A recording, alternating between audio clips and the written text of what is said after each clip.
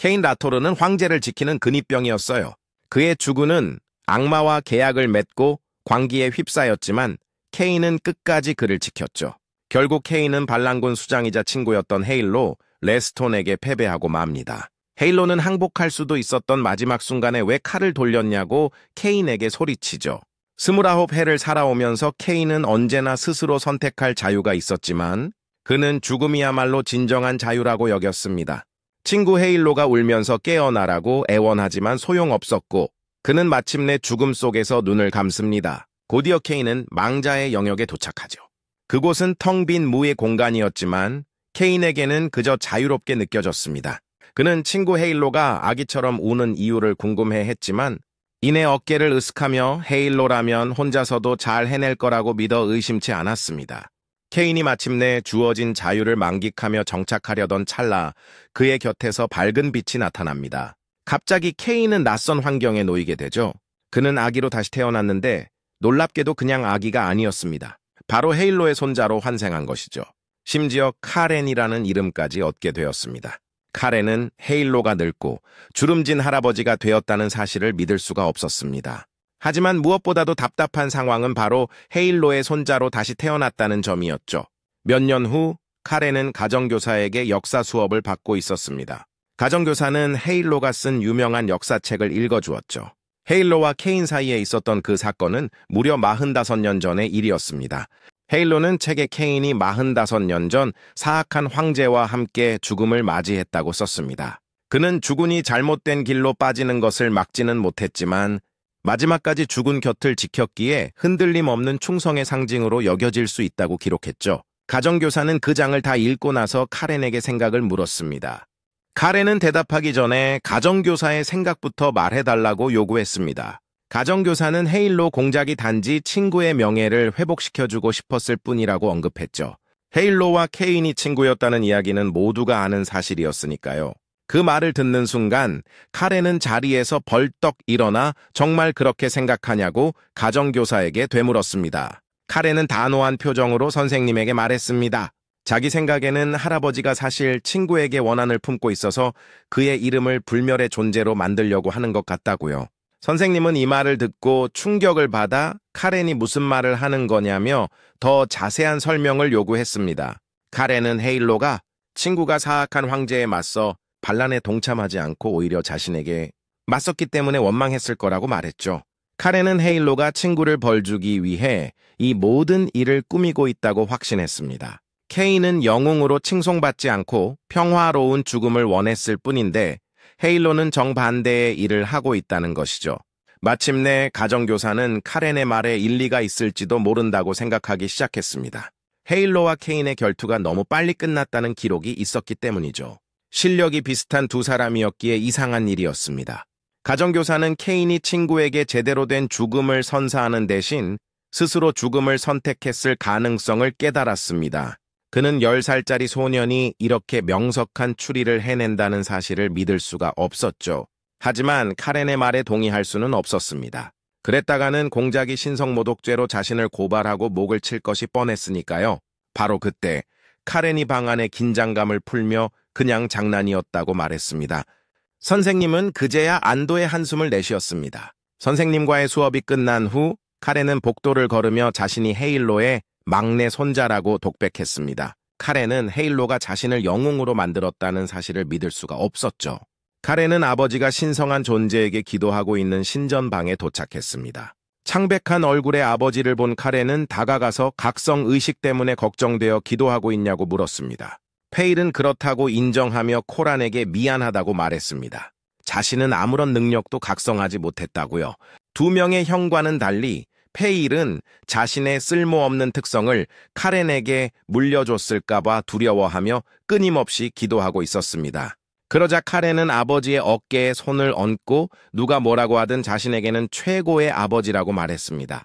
이 말에 아버지는 눈물을 글썽이며 카렌을 껴안고 너 또한 나에게 최고의 아들이라고 말했습니다. 페일은 아들의 뺨을 간지린 후 평소처럼 밥이나 먹으러 가자고 제안했죠. 카렌은 아버지에게 고기가 먹고 싶다고 말했습니다. 그날 밤 카렌은 침대에 누워 각성의식에 대해 생각했습니다. 전생에 헤일로와 그 의식에 대해 이야기했던 것을 떠올렸습니다. 그저 먼지 쌓인 낡은 전통일 뿐이라고 했었죠. 알고 보니 그 의식은 타고난 마력을 깨우는 의식이었습니다. 전생에서도 카렌은 마법이나 권력에는 별 관심이 없었죠. 그는 언제나 사람들과 모든 것으로부터 벗어날 수 있는 자유를 갈망했습니다. 사실 카렌은 이미 마력을 각성했지만 일부러 입을 다물고 있었습니다. 아버지에게 걱정할 것 없다고 말해주고 싶었지만 그럴 수 없었죠. 며칠 후 카렌과 부모님은 기차역으로 향했습니다. 어머니는 기차 같은 기술들이 아버지의 후원 덕분에 가능했다고 말했죠. 카렌은 그 말을 듣고 기뻤지만 페일은 겸손하게 아내에게 그만 띄워주라고 말했습니다. 그러자 카렌은 아버지에게 마법은 없지만 그의 업적을 자랑스럽게 생각한다고 말했죠. 그는 혼자서 공장령 재정의 30%를 책임지고 있었습니다. 카렌은 믿음직한 부모님이 있다는 사실에 기뻐하며 그들이야말로 진정한 완벽한 부모라고 생각했습니다. 얼마 지나지 않아 기차는 레스톤 가문의 본가인 푸른 바다의 요새에 도착했습니다. 카렌은 기차 안에서 헤일로를 볼 수 있었죠. 헤일로가 자신을 영웅으로 만들었기 때문에 카렌은 그 정반대가 될 준비를 했습니다. 그는 헤일로의 노력이 헛수고가 되도록 레스톤 가문 역사상 최악의 인물이 될 계획이었죠. 기차가 역에 도착하자 가문의 대집사인 하인리히가 그들을 맞이했습니다. 하인리히 옆에는 저택의 집사들도 함께였죠. 카렌은 기사들이 특별하다는 것을 즉시 알아차렸습니다. 그들이 자신이 만화를 각성했다는 것을 쉽게 알아챘기 때문이죠. 이를 통해 카렌은 이 기사들이 자신들의 영지에 있는 멍청이들보다 훨씬 낫다는 것을 알 수 있었습니다. 카렌은 할아버지가 곧 이 사실을 알게 될 것이라는 걸 알았지만 신경 쓰지 않았습니다. 하인리히는 그들을 본궁으로 안내했죠. 궁에 들어서자 페일은 다른 가족들에게 인사를 드려야 했습니다. 카렌은 아버지를 기다리며 대기실 중 한 곳에 머물 수밖에 없었죠. 카렌은 창가에 서서 요새의 아름다움을 감상했습니다. 할 일이 없었기에 그는 도서관에 가볼까 생각했습니다. 갑자기 그의 사촌 러가 등 뒤에 나타났죠. 레오는 카렌이 요새를 방문한 첫날부터 도서관에 갈 생각을 한다는 것에 놀랐습니다. 러는 그가 책벌레라는 소문이 사실이라고 말했죠. 그러고는 페일과 그가 마법을 각성하지 못했다는 사실에 대해 험담을 시작했습니다. 즉, 카렌도 그럴 것이라는 뜻이었죠. 러는 그에게 책이나 열심히 읽어서 아버지처럼 돈이라도 벌라고 재촉했습니다. 이 말을 들은 카렌은 화가 나서 러를 향해 맹렬히 걸어갔습니다. 러는 카렌을 겁주려고 자신의 작은 아우라를 방출했죠. 바로 그때 카렌이 본색을 드러냈습니다. 그의 몸에서 압도적인 양의 아우라가 뿜어져 나왔습니다. 그가 러를 개에 비유하며 말하자 러는 카렌의 몸에서 뿜어져 나오는 무시무시한 힘을 보고 충격을 받았습니다. 그는 카렌에게 언제 마법을 각성했냐고 물을 수밖에 없었습니다. 아버지가 말해주지 않았기 때문이죠. 그러자 카렌은 자신의 아버지도 자신이 마법을 각성했다는 사실을 모르고 있다고 대답했습니다. 이 사실을 밝힌 후 카렌은 레어에게 약간의 문제가 생길 것이라고 알려주었습니다. 카렌은 망나니 손자가 될 계획이었기 때문에 그 자리에서 자신과 경쟁할 사람은 필요 없었죠. 러는 두려움에 거의 기절할 뻔하며 카렌에게 무슨 계획이냐고 물었습니다. 카렌은 레어에게 자신의 계획을 알린 후 그를 두들겨 패는 것이 다음으로 좋은 방법이라고 결정했습니다. 러는 우리 주인공에게 두들겨 맞기 직전 착한 마마보이처럼 가만히 서 있을 수밖에 없었죠. 나중에 페일리는 하인리히로부터 카렌이 마법을 각성했다는 사실을 알게 됩니다. 그는 그들을 영지로 데려온 기사들에게서 이 정보를 얻었습니다. 라파엘은 카렌이 각성하고도 아무 말도 하지 않았다는 사실에 놀랐죠. 라파엘은 가문의 둘째 아들로 수학에 매우 능했습니다. 라파엘은 형 페일을 돌아보며 그들에게 말할 계획이었냐고 물었습니다. 페일은 자신도 전혀 몰랐다고 장담했습니다. 첫째 아들인 테일즈는 라파엘에게 근거 없는 비난은 그만하라고 촉구했죠. 테일즈는 페일이 마법이 없다는 것을 알고 있었기 때문에 아들이 이미 각성했다는 사실을 몰랐을 수도 있다고 생각했습니다. 그들이 대화를 나누는 도중 집사 중 한 명이 달려와 하인리히에게 와야 한다고 말했습니다. 그 집사는 방 안에 라파엘을 발견했습니다.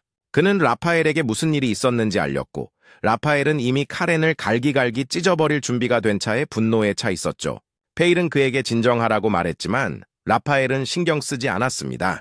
그는 대기실에 도착해 카렌에게 미친 듯이 두들겨 맞아 완전히 망가진 자신의 아들을 발견했습니다. 카렌은 아무것도 모르는 척하며 어른들에게 고개를 숙여 인사했지만 라파엘이 그를 붙잡았습니다. 라파엘은 왜 자기 아들을 그렇게 때렸냐며 카렌을 때릴 기세였죠. 페일은 형을 막기 위해 달려갔습니다. 카렌은 목소리에 두려움 없이 라파엘에게 러가 자기 아버지를 모욕했기 때문에 때렸다고 말했습니다. 카렌은 심지어 라파엘에게 누군가 자기 아버지를 모욕했다면 어떻게 했을 거냐고 물었습니다. 이 말에 라파엘은 더욱 화가 나서 카렌이 쓰레기 같은 놈이라고 생각했죠. 페일은 형을 진정시키려 했지만 라파엘은 그에게 돌아서서 자식 교육을 그따위로 시켰냐며 질책했습니다. 상황이 악화되기 전에 하인리히가 방으로 들어와 진정하라고 말했습니다. 하인리히는 헤일로가 직접 이 사건의 판결을 내리기로 결정했다고 밝혔습니다. 아버지가 말씀하셨으니 페일은 재빨리 아들을 라파엘에게서 떼어놓았죠. 페일은 아들에게 괜찮냐고 물었고 그는 아버지를 안심시켰습니다. 이 말을 들은 하인리히는 이제 헤일로의 방으로 가야 할 시간이라고 제안했습니다. 카렌은 오랜만에 헤일로를 만날 준비가 되어 있었습니다. 헤일로의 방에 도착하자 그는 카렌에게 푸른 바다의 요새에 도착하자마자 왜 그렇게 큰 사건을 일으켰냐고 물었습니다. 페일은 아들을 대신해 중재하려 했지만 헤일로는 페일에게 그 질문은 그를 위한 것이 아니라고 말했습니다. 헤일로는 카렌에게서 직접 듣고 싶었죠. 헤일로는 카렌이 생각 없이 행동하는 아이가 아니라고 확신했기 때문에 판결을 내리기 전에 그의 말을 듣고 싶었습니다. 카렌은 헤일로가 처벌 여부를 결정하기 전에 자신의 이야기를 들어줄 것이라는 점에 감명받았죠. 카렌은 헤일로에게 라파엘에게 했던 것과 같은 말을 했습니다. 카렌은 레어가 자기 아버지를 모욕했기 때문에 손을 봐줬다고 말했죠. 라파엘은 화가 나서 카렌의 말을 가로막으려 했지만 헤일로는 분노에 차 책상을 내리치며 라파엘을 불러 세워 분수를 알라고 꾸짖었습니다. 두려움에 휩싸인 라파엘은 분에 넘치는 발언을 한 것에 대해 아버지께 재빨리 사과했습니다. 헤일로는 간단한 문제라며 러를 불러 그에게서 사건의 자세한 내용을 물어보면 된다고 말했습니다. 헤일로는 하인리히에게 러의 치료가 끝났는지 물었고 하인리히는 그렇다고 대답했습니다. 그는 레어를 집무실로 데려오겠다고 헤일로에게 장담했죠. 그러고 나서 헤일로는 카렌에게 물어볼 것이 더 있다고 말했습니다. 카렌은 이미 그가 무엇을 물어볼지 알고 있었고 할아버지에게 3년 전에 각성했다고 말했습니다.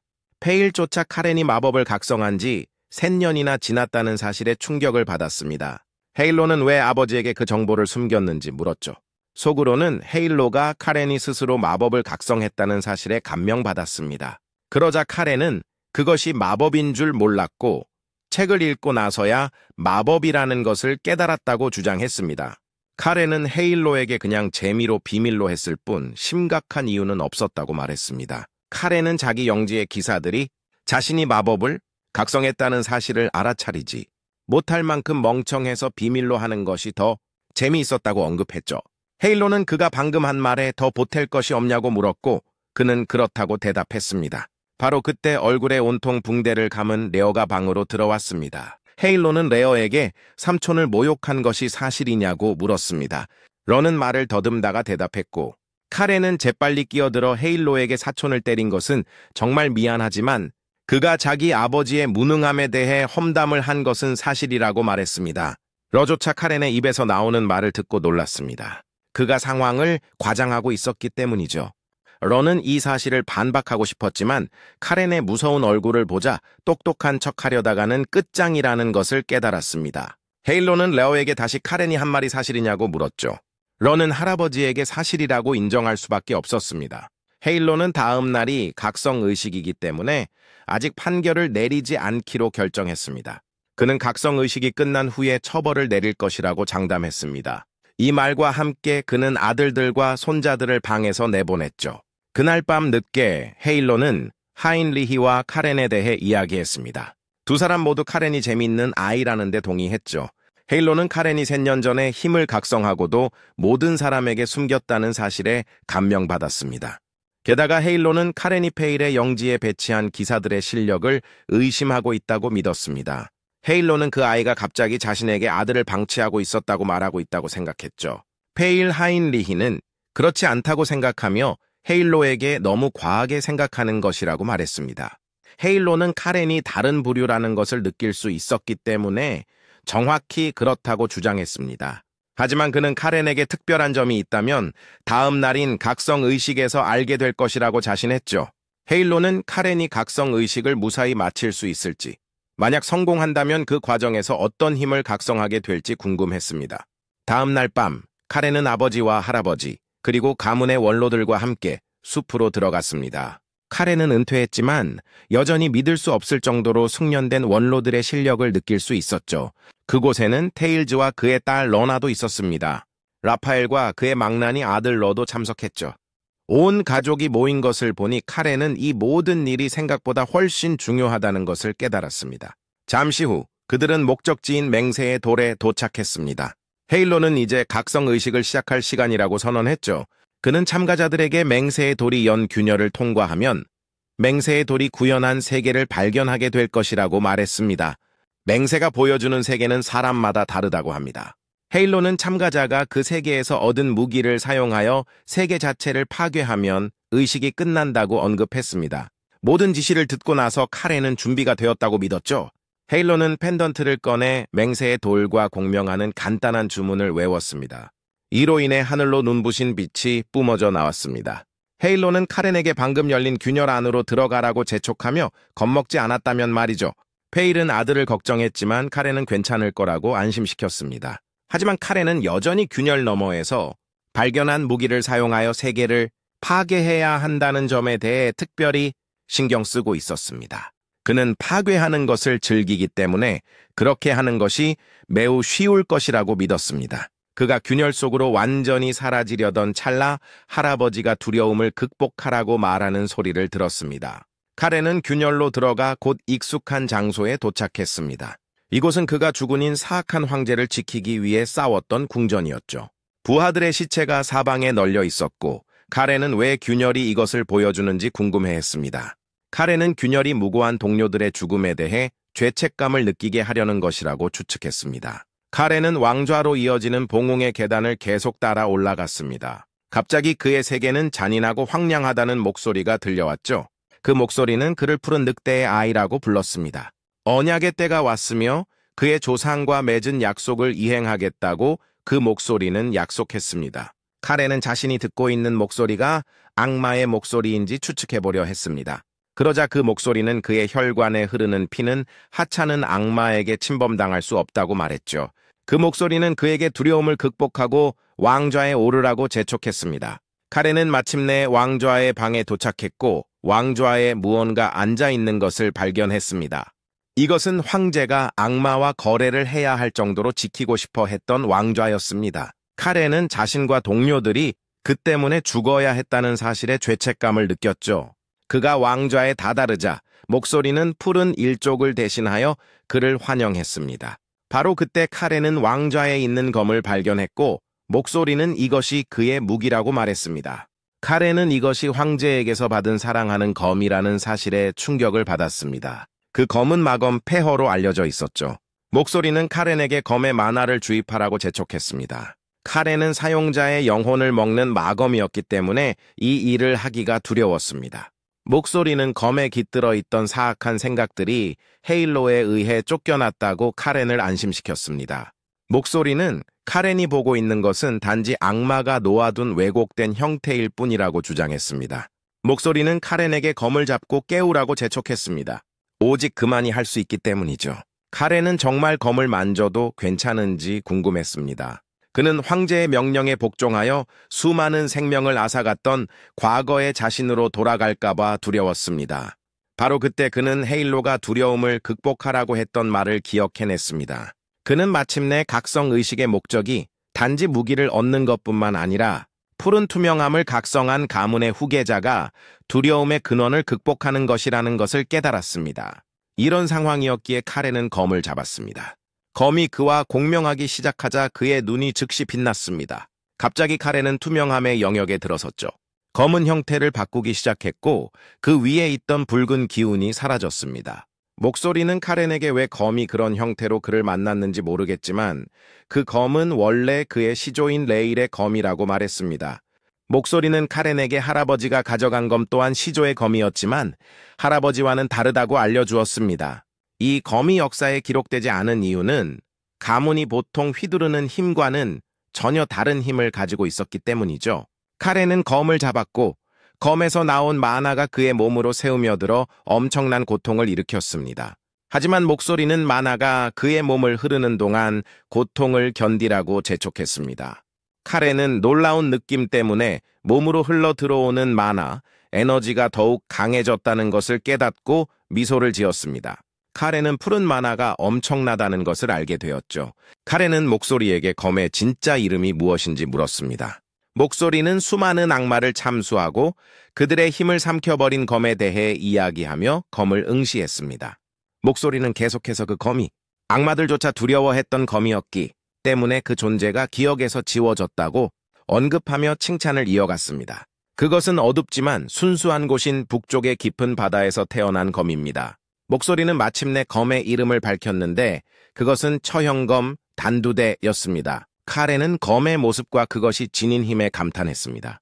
그러자 목소리는 카렌에게 그 검이 깊은 바다의 어둠을 닮았기 때문에 그의 운명에 아주 잘 어울린다고 알려주었습니다. 카렌은 목소리에게 그 정체를 묻기로 결심했죠.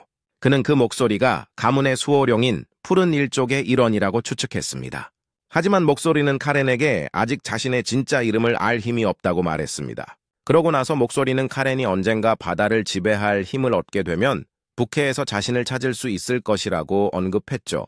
이 말을 들은 후 카렌은 목소리에게 어떻게 균열에서 빠져나가야 하는지 물었고 목소리는 그에게 이미 명백한 일이라고 지적했습니다. 카렌은 왕좌를 파괴해야 한다는 것을 깨달았습니다. 주저없이 카렌은 왕좌를 산산조각냈습니다. 이것이 그가 항상 원했던 일이었기 때문이죠. 한편 가족들은 카렌이 맹세의 돌에서 나오기를 기다리고 있었습니다. 헤일로는 페일이 걱정하는 것을 보고 그러지 말라고 재촉했죠. 헤일로는 그가 왜 걱정하는지 이해하지만 침착하라고 말했습니다. 갑자기 돌이 꿈틀거리기 시작했고 돌 중앙에서 밝은 빛이 나타나더니 산산조각 나면서 모두를 충격과 경악에 빠뜨렸습니다. 바로 그때 카렌이 돌이 있어야 할 곳에서 머리를 긁적이며 나타났죠. 모두가 자신을 쳐다보는 것을 보니 그는 또다시 무언가를 망쳤다는 것을 알았습니다. 그는 갑자기 맹세의 돌이 어디에도 없다는 것을 깨달았습니다.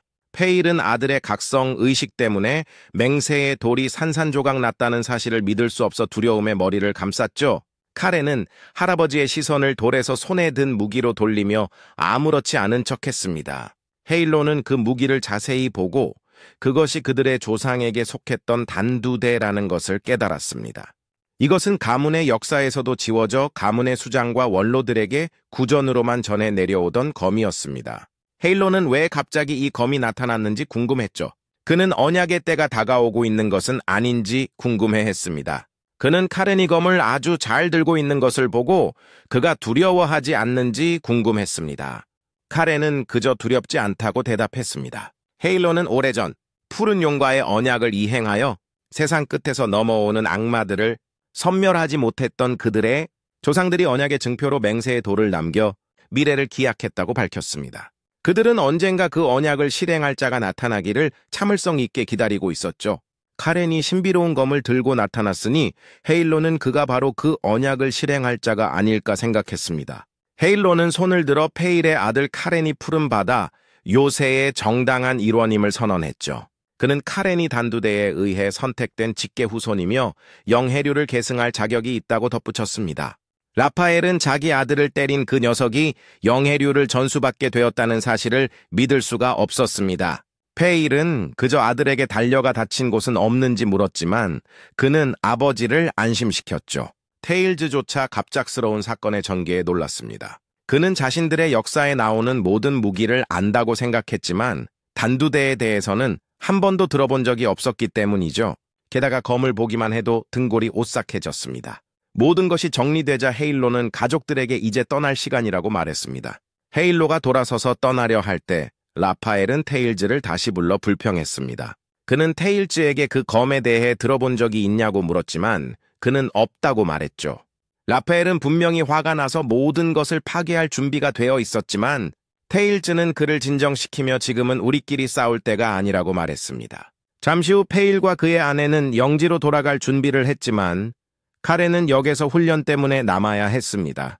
페일은 카렌에게 괜찮겠냐고 물었고 그는 그렇다고 대답했습니다. 하인리히는 페일에게 푸른바다 요새보다 더 안전한 곳은 없다고 장담했죠.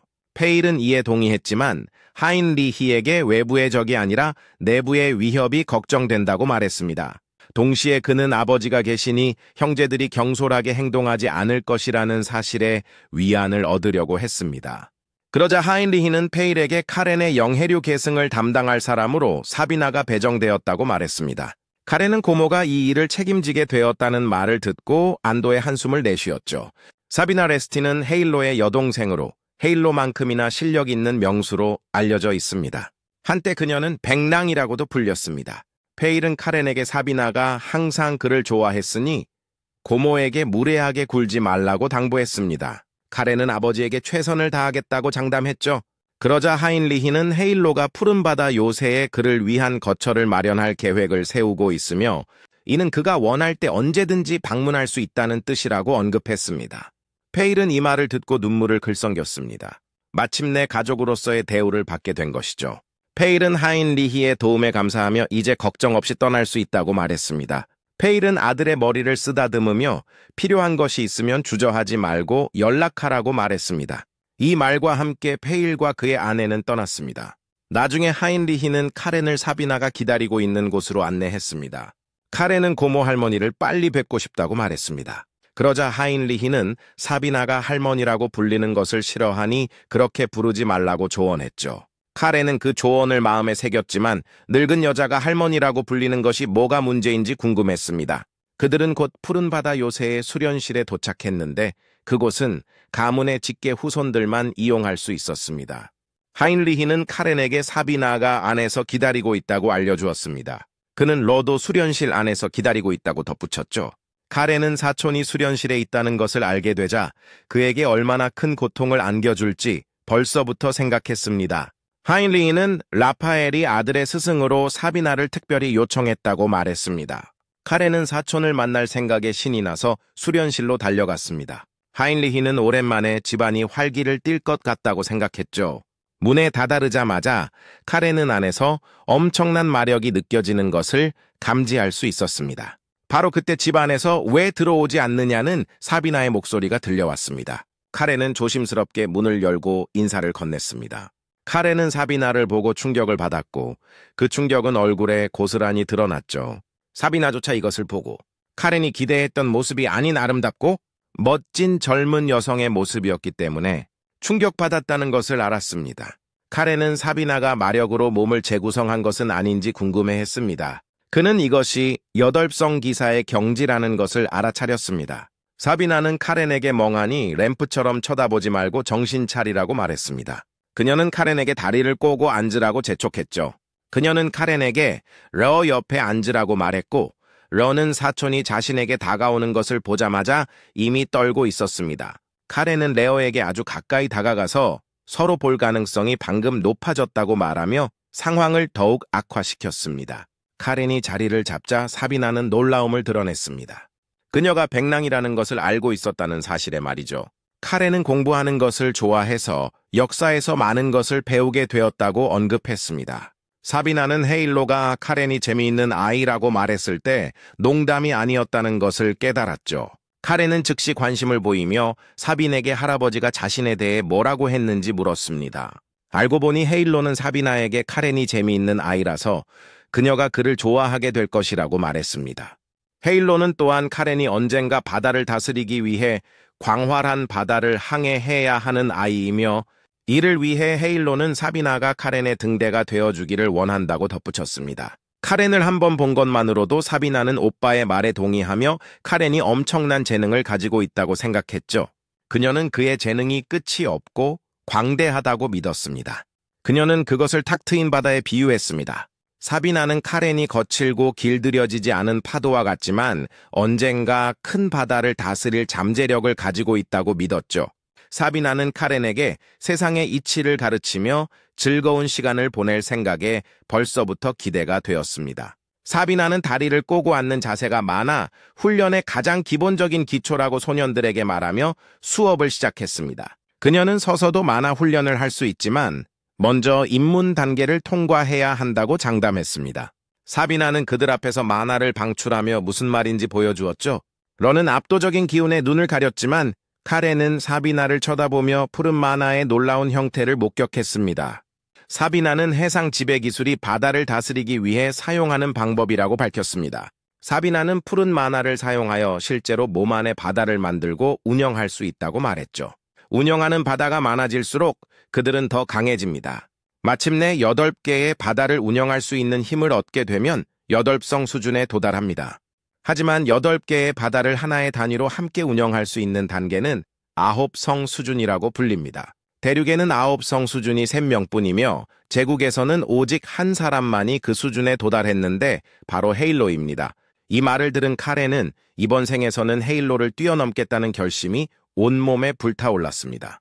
사비나는 이것을 알아차리고 카렌이 권력에 대한 강한 욕망을 가지고 있다는 것을 깨달았습니다. 사비나는 이미 카렌과의 훈련 과정을 기대하고 있었죠. 잠시 후 그녀는 소년들에게 만화를 몸 전체에 흐르게 하는 방법을 가르쳤습니다. 그녀는 그것을 처음에는 거친 파도에 비유했습니다. 사비나는 카렌의 몸에서 뿜어져 나오는 만화 수준을 보고 충격을 받았습니다. 그녀는 카렌이 막 각성했는데도 벌써부터 그렇게 무시무시한 수준의 만화를 보여준다는 것을 믿을 수가 없었습니다. 그녀는 그를 2살 때부터 해상 지배 기술을 배운 레어와 비교했죠. 러는 오랫동안 이것을 배웠지만 사비나가 보는 바로는 카렌 옆에 설 수도 없었습니다. 사비나는 또한 카렌이 가르쳐주지 않아도 스스로 만화 통로를 개척하고 있다는 것을 알아차렸습니다. 갑자기 카렌은 몸에 날카로운 통증을 느꼈고 이 통증을 느끼는 순간 만화 훈련을 멈춰 사비나를 놀라게 했죠. 그녀는 카렌이 몸에 부담을 느끼고 다치기 전에 멈출 수 있다는 사실에 감명받았습니다. 반면에 레어는 기절했고 사비나는 모나 훈련이 위험하기 때문에 그를 확인하기 위해 달려갔습니다. 사비나는 그들을 감시하기 위해 그곳에 있었죠. 카렌은 사촌이 얼마나 약한지 실망했습니다. 사비나는 카렌이 얼마나 침착한지 믿을 수가 없었죠. 강해지려는 내면에 불타는 욕망을 고려할 때 그녀는 카렌에게 결국 등대가 필요하지 않을 수도 있다는 결론에 도달했습니다. 바로 그때 사비나는 카렌에게 3년 동안 안전하게 지켜주겠다고 말했습니다. 그녀는 앞으로 3년 동안 자신을 보호할 힘을 기르라고 재촉했습니다. 카렌은 이를 인정하고 마음에 새겼죠. 잠시 후 2 소녀는 야간 훈련장으로 향했습니다. 카렌은 검을 들고 있었고 레오는 그 검이 얼마나 무서운지 말하려고 했습니다. 카렌은 레오에게 피하려고 하는 것이라고 소리쳤죠. 검이 위협적이라는 이야기는 헤일로가 준 칼집에 넣었기 때문이라고 했습니다. 러는 재빨리 분위기를 풀며 카렌이 어떻게 하든 상관없다고 말했죠.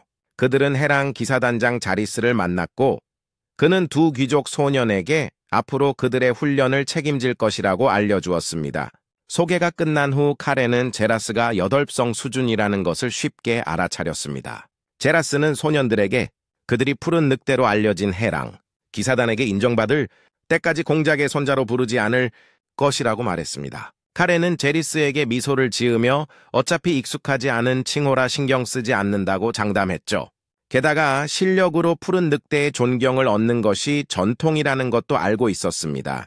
제리스는 카렌의 반응에 감명받았습니다. 대부분의 귀족들은 예상대로 불만을 표했을 테니까요. 러는 그를 경멸적으로 쳐다봤습니다.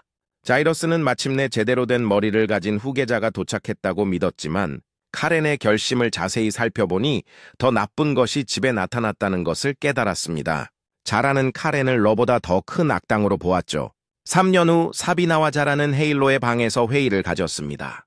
헤일로는 사비나에게 술을 그만 훔치라고 말했지만 사비나는 그가 3년 동안 손자를 가르쳐달라는 부탁의 대가라고 주장하며 그를 무시했습니다. 헤일로는 3년이 벌써 지났다는 사실을 예상하지 못했기 때문에 미소를 지었죠. 그는 사빈에게 쿠란에 대한 인상을 물었습니다. 사비나는 간단하게 헤일로의 손자는 괴물이라고 말했습니다. 헤일로는 손자를 괴물이라고 부른 사비나를 꾸짖었습니다.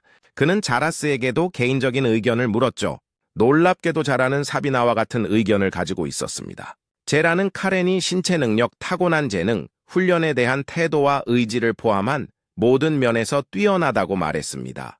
제라는 한 걸음 더 나아가 카렌이 천재라고 소문난 테일즈 가문의 장남 휴고보다 더 나은 영재일지도 모른다고 말했습니다. 그러자 사비나는 오빠에게 이 상황을 제대로 관리하지 않으면 가문 내에 문제가 생길 수 있다고 말했죠.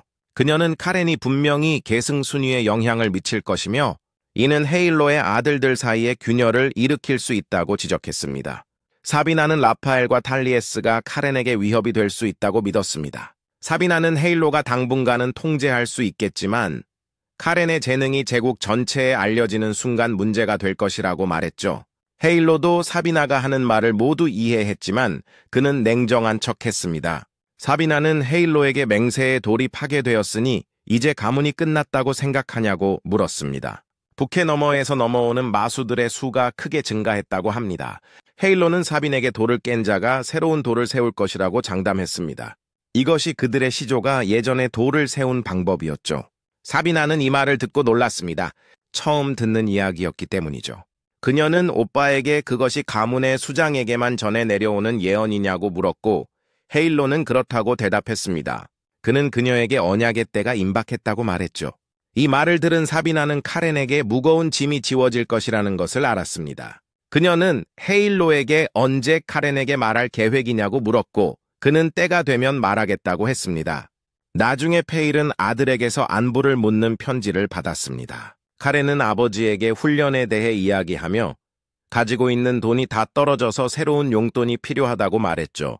하인리히가 페일에게 편지를 가져다 주었고 그는 카렌이 그곳에 머물기 시작한 이후로 푸른바다 요새에 활기가 돌았다고 말했습니다. 하지만 페일리는 카렌이 너무 눈에 띄면 오히려 그에게 이목이 쏠릴까 걱정했습니다. 하인리히는 페일리에게 카렌에 대한 정보가 요새 밖으로 새어나가는 것을 막는 것이 사실상 어려울 수 있다고 알려주었죠.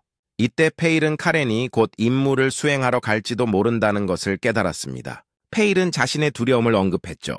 그는 형제들이 요새에서 커져가는 카렌의 영향력을 달가워하지 않을 것이라는 것을 알았습니다. 하인리히는 페일에게 사비나가 카렌을 매우 아낀다고 말했죠. 페일은 카렌이 지난 3년 동안 편지를 통해 사비나가 자신을 얼마나 잘 대해줬는지 말해왔던 것을 기억했습니다. 하인리히에게서 그 말을 들으니 또 다른 안심이 되었습니다. 그럼에도 불구하고 페일리는 사비나가 곧 요새를 떠날 가능성이 있다는 소문을 들었습니다. 하인리히는 페일에게 이 점에 대해서도 걱정할 필요가 없다고 말했죠. 그는 카렌이 푸른바다 요새의 기사들과 강한 유대감을 형성했다고 장담했습니다. 사실 그들은 얼마나 가까운지를 보여주기 위해 그에게 별명을 붙여주기까지 했습니다. 그 별명은 푸른바다 요새의 어린 미친 개였습니다. 기사 중 한 명인 한스와 훈련을 하던 중 쿠라는 폭주하여 그 친구가 재빨리 항복하게 만들었죠. 한스는 나이에 비해 꽤 강했지만 쿠라는 그냥 괴물이었기 때문에 가엾은 그 친구를 쉽게 제압했습니다. 그는 심지어 그가 풍선 근육을 가졌다고 놀리기까지 했습니다. 한스는 카렌에게 그가 곧 임무를 수행하러 갈지도 모른다는 소문을 들었다고 알려주었죠. 하지만 현재 헤일로가 수도에 있기 때문에 제라스가 임무 배치 시기를 결정할 것이라고 했습니다. 한스는 카렌이 마수 출현이 일상화된 공장령 서부의 곡창지대로 파견될 수도 있다고 믿었습니다. 카렌은 즉시 러의 주의를 끌며 그들이 곧 임무를 수행하러 갈지도 모른다고 말했습니다. 러는 이 말을 듣고 걱정이 되었죠. 그가 가장 임무를 함께 가고 싶지 않은 사람은 바로 무서운 카렌이었으니까요. 동시에 러는 임무 중에 잘 해내면 부모님이 기뻐하실 것이라는 것을 알았습니다. 반면에 폴라는 하인리히에게 편지를 직접 배달해달라고 한 또 다른 이유가 있다고 말했습니다. 폴라는 하인리히에게 주머니를 건네며 안을 확인해보라고 했죠. 벨루스 남장령에서 온 상인의 마차에서 검사관들이 그것을 발견했다고 합니다. 하인리히는 주머니에 손을 넣어보고 그것이 물질로 가득 차 있다는 사실에 놀랐습니다. 페일은 하인리히에게 벨루스 남장령을 조사해달라고 말했습니다. 나중에 카렌은 자이러스의 방에서 술을 훔쳐 나오다가 저택에서 본 적 없는 남자를 만났죠. 그 낯선 남자는 헤일로를 만나러 왔지만 그는 수도에 있어서 자리에 없었습니다. 카렌은 그 남자와 집사에게 다가가 왜 이렇게 늦은 밤에 왔냐고 물었습니다. 그러자 집사는 그 남자를 벨루스 가문의 로한 남작이라고 소개했습니다. 그는 공작과 논의해야 할 긴급한 사안이 있다고 합니다. 로한은 자기 앞에 서 있는 사람이 그토록 많이 들어온 아이, 카렌이라는 것을 깨달았죠. 그의 문제가 긴급하다는 것을 알게 된 카렌은 그의 말을 들어주기로 결심했습니다. 집사는 로한을 기사단장에게 보내자고 제안했지만 카렌은 매우 긴급한 사안이므로 자신이 들을 준비가 되었다고 주장했습니다. 반면에 로한은 아이가 왜 술병을 들고 다니는지 걱정스러웠죠. 집사는 제라스에게 로한이 저택에 있다는 것을 알리겠다고 카렌에게 말한 후 떠났습니다. 로하는 카렌이 어린 나이에 벌써부터 정치적인 결정을 내릴 수 있다는 사실에 감명받았습니다. 하지만 그는 여전히 카렌이 들고 있는 술이 걱정스러웠고 이것이 레스톤 가문의 방식인지 궁금했죠. 로한의 말을 들은 후 카렌은 산적 무리가 남장령의 동쪽 산에 정착했다는 것을 알아차렸습니다. 게다가 산적들이 도착한 이후로 그 지역에는 마약이 유통되고 있었죠. 설상가상으로 평민들도 납치되어 노예로 팔리고 있었습니다. 로한은 적절한 군사적 지원이 부족하여 산적들을 막는 데 어려움을 겪고 있다고 밝혔죠. 그의 아버지는 심지어 얼마 안 되는 병사들을 모아 산적들과 싸우려 했지만 큰 손실을 입고 아버지도 부상을 입었다고 합니다. 로한은 자신이 무능해서 가족과 백성들이 고통받고 있다고 생각했습니다. 모든 것을 들은 후 카렌은 산적들이 갈기갈기 찢겨야 마땅하다며 불만을 드러냈죠. 그러고 나서 카렌은 무언가 이상하다고 언급했습니다. 그는 평범한 산적 무리가 어떻게 작은 군대에도 맞설 수 있는지 궁금해했습니다. 로한은 산적들이 전쟁 중인 남부 왕국에 탈영병이라는 보고가 있다고 언급했습니다. 카렌은 사악한 황제가 폐위된 이후로 축소된 제국군이 전쟁 때문에 남쪽에 집중되어 있다는 것을 깨달았죠. 여유가 없었기 때문에 카렌은 공공질서에 구멍이 뚫릴 것이라는 것을 알았습니다. 카렌은 탈영병들이 산적이 되었다는 로한의 이론에 동의하기로 했습니다. 카렌은 분위기를 풀기 위해 술 한잔 하자고 제안했죠. 그러고 나서 카렌은 벨라스 남장령이 사실상 아버지가 거주하는 영토와 국경을 접하고 있다고 밝혔습니다. 이 때문에 카렌은 이 모든 일을 간과할 수 없다고 생각했습니다. 카렌은 사실 술을 홀짝이며 직접 가서 돕겠다고 제안하고 있었습니다. 로한은 아이에게서 술을 받아도 괜찮은지 궁금했죠. 카렌은 여전히 로한에게 술은 비밀로 해달라고 말하고 있었습니다. 주인이 방으로 들어오자 자라는 카렌에게 이미 술에 손대지 말라고 했다고 상기시켰습니다. 제라스가 방에 들어오자 로한은 거의 얼어 죽을 뻔했습니다. 제라스는 로한에게 술에 대해 알 리가 없으니 긴장을 풀라고 말했죠. 제라스는 로한의 산적 문제에 대해 이미 들어 알고 있었습니다. 제라스는 코론에게서 술을 빼앗으며 나이에 알코올은 좋지 않다고 말했습니다. 제루스는 로한에게 문제 앞에서 가만히 앉아 있을 수 없으니 도와주겠다고 말했습니다. 로한은 이 말을 듣고 기뻐했고 제루스는 곧 군대를 조직하여 그의 영지로 함께 갈 것이라고 알려주었죠. 로한은 이 말을 듣고 기뻐했지만 갑자기 카렌이 끼어들어 자이러스에게 자기도 가고 싶다고 말했습니다. 자이러스는 위험한 인물들이 있을지도 모르는 산적 무리를 상대하러 가는 것이었기 때문에 이를 지지하지 않았습니다. 로한은 카렌이 정말로 영지에 와서 돕겠다는 말에 충격을 받았죠. 로한은 카렌이 본가에서 훈련을 받고 있더라도 여전히 아이라는 결론을 내렸습니다. 제라스는 카렌의 열정을 인정했지만 전투에 나서는 것은 전혀 다른 문제라고 알려주었습니다. 제라스는 카렌을 위험이 그리 크지 않은 서쪽으로 보낼 계획이었죠. 지루스는 카렌을 불확실한 전투에 보낼 준비가 되지 않았다고 알려주었지만 카렌은 지루스에게 달콤한 제안이 있다고 알려주었습니다. 잠시 후 레어는 카렌과 함께 임무를 수행하게 되었습니다. 러는 절망했지만 카렌은 레어에게 함께 첫 임무를 떠나게 되었다고 상기시키며 신이 났죠. 알고 보니 카렌이 사빈에게 임무에 동행해달라고 부탁했던 것입니다. 사비나는 자신도 첫 임무를 받았을 때 흥분했었다고 밝혔습니다. 반면에 로한은 헤일로의 사랑하는 손자들에게 무슨 일이라도 생기면 자기 가족이 몰살당할까봐 두려웠습니다. 제로스는 그의 속을 꿰뚫어보고 진정하라고 말하며 아무 일도 일어나지 않을 것이라고 장담했죠. 그는 로한에게 사비나가 그들을 보호하기 위해 있으니 걱정할 필요가 없다고 알려주었습니다. 바로 그때 사비나는 아이들이 죽을 지경이 아니면 도울 생각이 없다고 언급했습니다.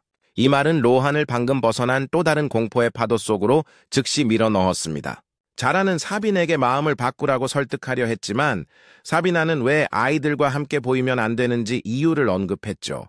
준비가 끝나자 기차가 도착했습니다. 사비나는 러가 얼마나 긴장하고 있는지 볼 수 있었고 반면에 코로는 빨리 행동에 나서고 싶어 안달이었습니다. 사비나는 지난 3년 동안 얼마나 열심히 노력했는지 생각해보라며 격려의 말을 건넸습니다.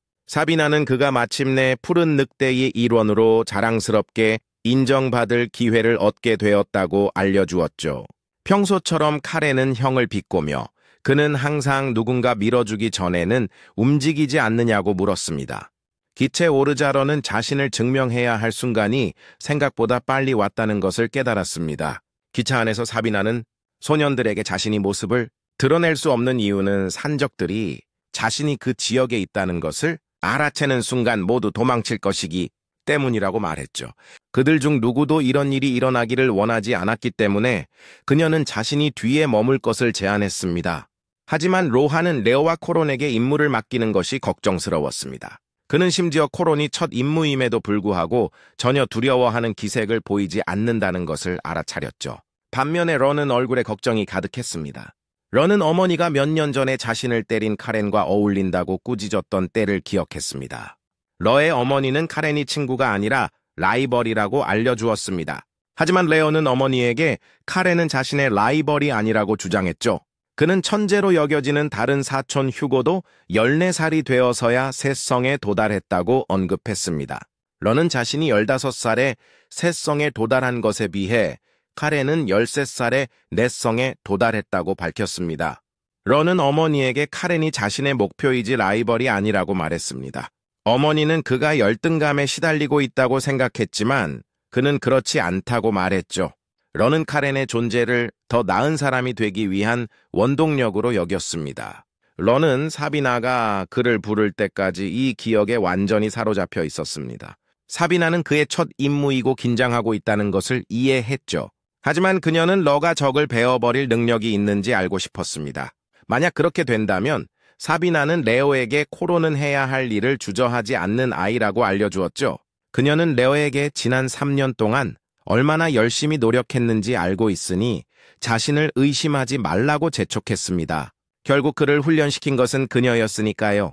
런은 사빈에게 그녀의 말을 마음에 새겼다고 말했습니다.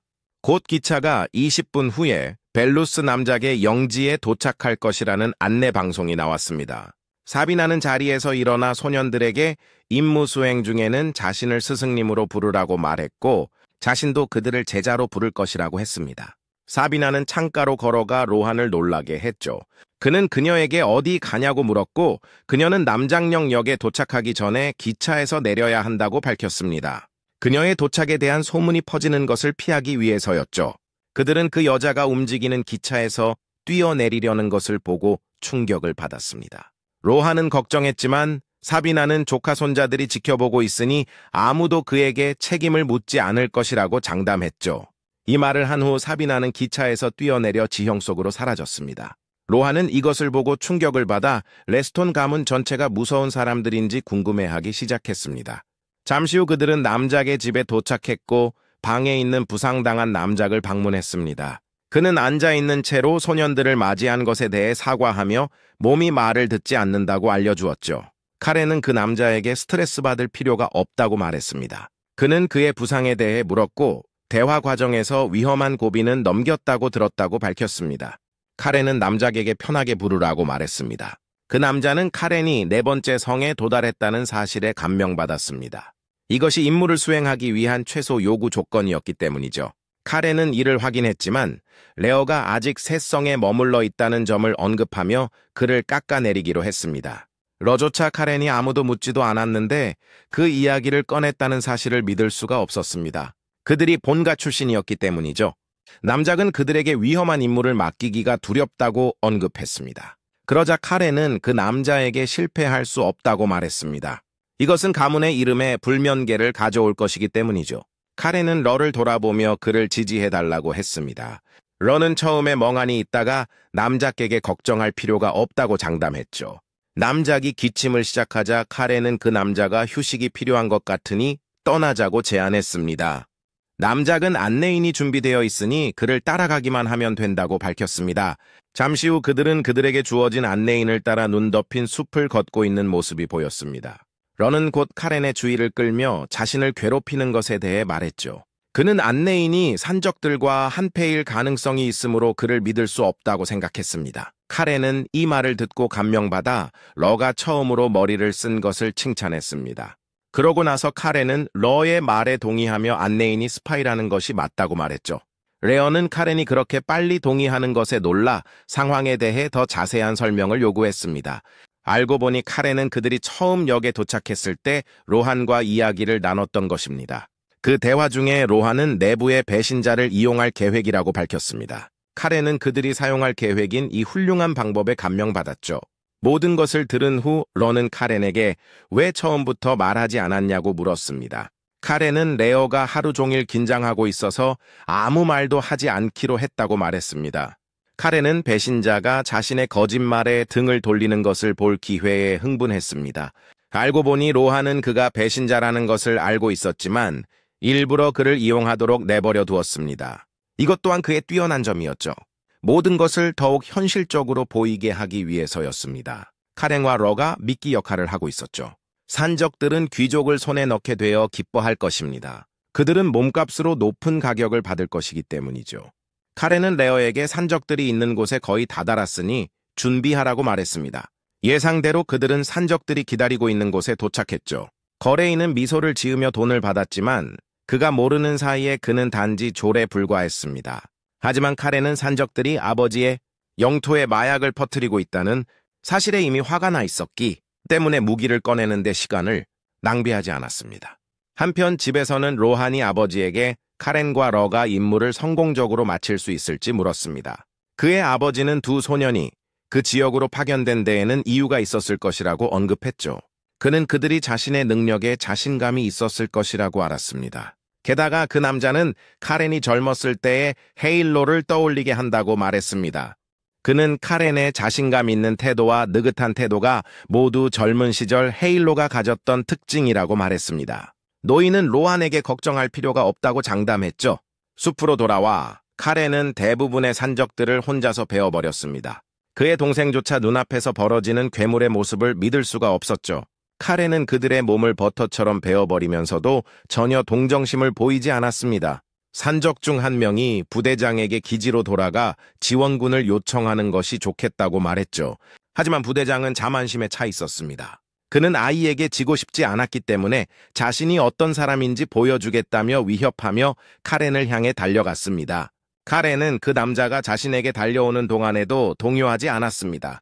카렌의 푸른 기운이 주위를 둘러쌌고 카렌이 공격하는 부대장을 쓰러뜨리는 데는 머리에 한 방이면 충분했습니다.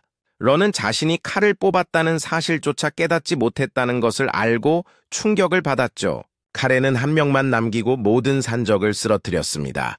런은 카렌이 괴물일지도 모르지만 그의 검 또한 만만치 않다는 것을 깨달았습니다. 검에서 뿜어져 나오는 기운은 말 그대로 압도적이었습니다. 러가 검을 쳐다보는 것만으로도 목이 베일 것 같은 느낌이 들었죠.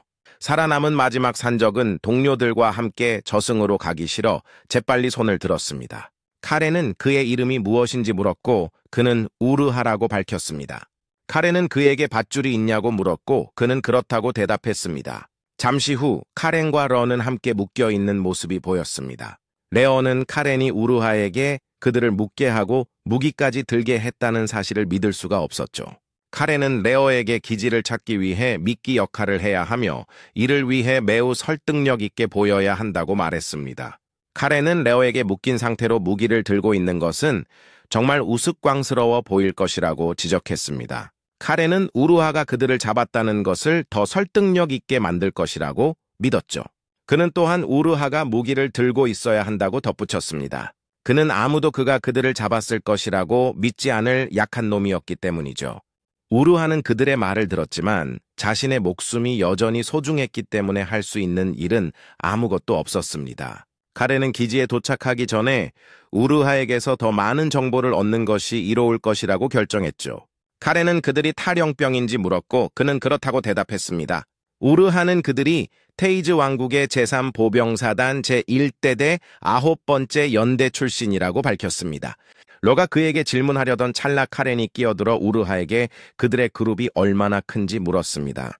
우르하는 마법사 둘을 포함하여 약 130명의 탈영병이 있다고 밝혔죠. 카렌은 가지고 놀 산적이 많다는 사실에 놀랐습니다. 반면에 우르하는 자신이 깊은 수렁에 빠졌다는 것을 알았습니다. 카렌의 푸른 눈을 보니 그가 레스톤 가문 출신이라는 것을 분명히 알 수 있었기 때문이죠. 런은 우르에게 왜 그렇게 외딴 지역까지 왔는지 물었습니다. 우르하는 그들의 지도자가 그렇게 하면 좋은 삶을 살 수 있을 만큼 충분한 돈을 벌 수 있을 것이라고 약속했다고 밝혔죠. 카렌은 산적의 지도자가 마법사를 동반하고 있다는 사실에 놀랐습니다. 카렌은 무언가 이상하다고 생각했지만 알아내기까지는 기다려야 했습니다. 얼마 지나지 않아 그들은 산적들의 기지에 도착했습니다. 파수꾼들은 우르하가 인질들을 데리고 오는 것을 보고 놀랐죠. 그들은 다른 사람들은 어디에 있냐고 물었고 우르하는 나머지 동료들은 그가 잡은 두 아이의 경호원들을 쫓아갔다고 거짓말을 했습니다. 우르하는 문을 열어달라고 요구했고 그들은 그렇게 했습니다. 하지만 그의 동료들은 그가 매우 예민하게 행동하는 것을 알아차렸고 이것이 그가 처음으로 보스에게 칭찬받을 생각에 흥분했기 때문이라고 생각했습니다. 산적들의 진영으로 걸어 들어가면서 카렌은 우르하가 도둑, 무리에 합류했음에도 불구하고 사실은 마음이 여린 사람이라는 것을 알아차렸습니다. 갑자기 카렌은 공기 중에 이상한 힘이 있다는 것을 느꼈죠. 알고 보니 그의 검도 그것에 반응하고 있었습니다. 바로 그때 그들은 앞에 있는 어둡고 붉은 마법진을 발견하고 깜짝 놀랐습니다. 카렌은 자신들이 목격하고 있는 것이 흑마법이라는 것을 재빨리 알아차렸습니다. 카렌은 우르하에게 손에 묶인 밧줄을 끊으라고 재빨리 말했죠. 자유로워지자 카렌은 레오에게도 곧 필요할 테니 검을 뽑으라고 말했습니다. 그의 말이 차에 끝나기도 전에 해골 언데드들이 마법진에서 나타났습니다. 우르하는 두려움에 뒤로 물러나 두 아이 뒤에 숨었습니다. 알고 보니 산적들은 이미 카렌과 러를 기다리고 있었죠. 카렌은 지붕 위에 궁수들을 올려다보았습니다. 발코니에는 산적들의 두목이 있었고 그는 아이들을 자신의 진영으로 환영했습니다. 카렌은 어둠의 마법사가 보이지 않는다는 것을 깨닫고 그가 아마도 어딘가에 숨어서 주문을 외우고 있을 것이라고 생각했습니다. 갑자기 카렌은 어두워졌습니다. 그는 우르하의 목에 칼을 겨누고 산적들이 움직이면 그를 죽이겠다고 위협했습니다. 러조차 이 모든 일이 인질극으로 발전했다는 사실에 놀랐습니다. 귀족들은 자신의 이름에 명예를 더하지 않는 일은 하지 않기로 되어 있었기 때문에 이것은 놀라운 사건의 전환이었죠. 산적 두목은 귀족들이 명예의 정점에 있어야 할 때 인질로 잡히는 것을 보고 놀랐습니다. 하지만 산적 두목은 카렌에게 그가 실수를 하고 있다고 말했습니다. 그는 카렌에게 인질을 두는 목적은 그들이 가치가 있을 때라고 상기시켰습니다. 그는 카렌에게 우르하는 자신에게 전혀 쓸모가 없으니 원한다면 그의 목숨을 끊어도 좋다고 알려주었죠. 카렌은 산적이 우르하를 쓸모없는 쓰레기로 여겼다는 말을 듣고 실망했습니다. 그는 그 남자의 목에서 칼을 거두고 그를 인질로 삼으려 했던 것에 대해 사과했습니다. 러는 자신들이 수적으로 열세라고 지적했습니다. 그는 카렌에게 계획이 있냐고 물었고 그는 그렇다고 대답했죠. 카렌은 레어에게 산적들의 지휘관을 쓰러뜨리기만 하면 된다고 알려주었습니다. 이 시점에서 카렌은 분노로 들끓었고 그의 푸른 만화가 몸에서 뿜어져 나왔습니다. 지휘관은 이것을 보고 자신이 망쳤다는 것을 깨달았습니다. 카렌은 레어에게 해골들을 처리하는 동안 짜증나는 지휘관을 처리하겠다고 말했습니다. 카렌은 지시를 내리자마자 한순간도 지체하지 않고 지휘관을 향해 달려갔죠. 해골 중 하나가 레어를 공격했지만 그는 공격을 막아냈습니다. 러는 혼자서 어떻게 해골 무리를 처리해야 할지 막막했습니다. 지휘관은 궁수들에게 카렌을 쏘아 넘어뜨리라고 명령하여 그의 돌격을 막으려 했지만 카렌은 너무 빨리 움직였습니다. 카렌은 그가 반응하기도 전에 그에게 도달했고 그의 병사들을 한 번에 모두 쓰러뜨리는 검술로 공격했습니다. 카렌은 지휘관 앞에 나타났을 때 악마처럼 보였죠. 그는 그를 죽이지는 않았지만 그의 손을 잘라버렸습니다. 지휘관은 다친 팔을 잡고 고통스러워하며 땅에 쓰러졌습니다. 카렌은 지휘관을 조롱하며 그게 그의 계획이었다면 더 빨리 공격했어야 했다고 말했습니다. 지휘관은 푸른 요새가 아직도 병력을 남겨두고 있다는 사실에 놀랐습니다. 그들의 힘이 이미 한계에 다다랐음에도 불구하고 말이죠. 그러자 카렌은 자신이 활동하고 있는 남장령이 아버지의 영지 옆에 있다고 밝혔습니다. 카렌은 그 남자를 죽이지는 않겠지만 푸른 바다 요새로 끌고 갈 것이라고 장담했습니다. 카렌은 동생을 돌아보았고 레오가 실제로 해골들을 상대로 버티고 있다는 사실에 감명받았습니다. 카렌은 동생에게 해골들을 쳐부수고 헤랑검의 힘을 보여주라고 격려했죠. 그러자 지휘관은 카렌에게 그가 이겼다고 생각하지 말라고 말했습니다.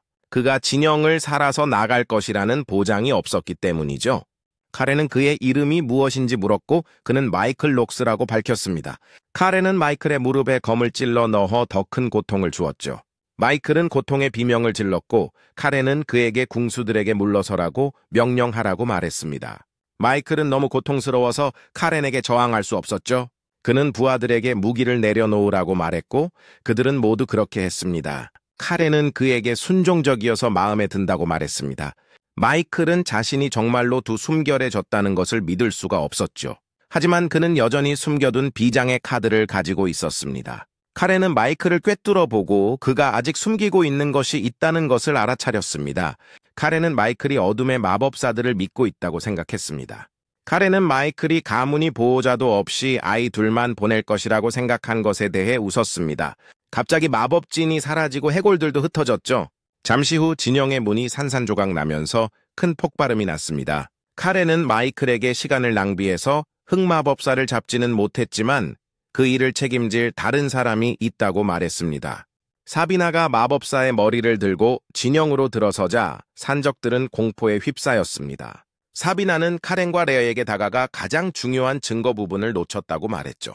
사비나는 이 때문에 그들의 임무는 실패라고 알려주었습니다. 카렌은 별로 신경 쓰지 않았지만 사비나에게 자신이 사용한 방법이 마음에 드는지 물었습니다. 사비나는 두려움 없이 적진으로 돌격한 카렌을 칭찬하겠다고 고백했습니다. 하지만 인질 기술을 사용한 것에 대해서는 점수를 깎겠다고 했죠. 카렌은 마이클을 계단 아래로 밀어버렸고 그는 땅에 놓인 마법사의 머리를 보고 겁에 질렸습니다. 사비나는 카렌에게 왜 인질 카드를 꺼냈는지 물었습니다. 카렌은 귀족들이 인질을 잡을 것이라고는 아무도 예상하지 못했기 때문에 산적들이 가장 예상하지 못한 곳을 공격하고 싶었다고 밝혔습니다. 사비나는 이에 동의하며 카렌이 자신이 본 최고의 미치광이라고 언급했죠. 카렌은 이것을 칭찬으로 받아들이고 고모에게 감사했습니다. 반면에 마이클은 자신이 귀족으로 변장한 미치광이들과 맞섰다는 사실을 믿을 수가 없었습니다.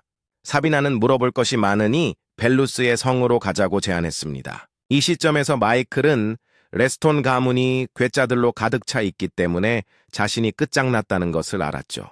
그들이 전쟁터를 떠나자 붙잡혔던 마을 사람들은 우리에서 풀려났고 감동적인 가족 상봉이 시작되었습니다.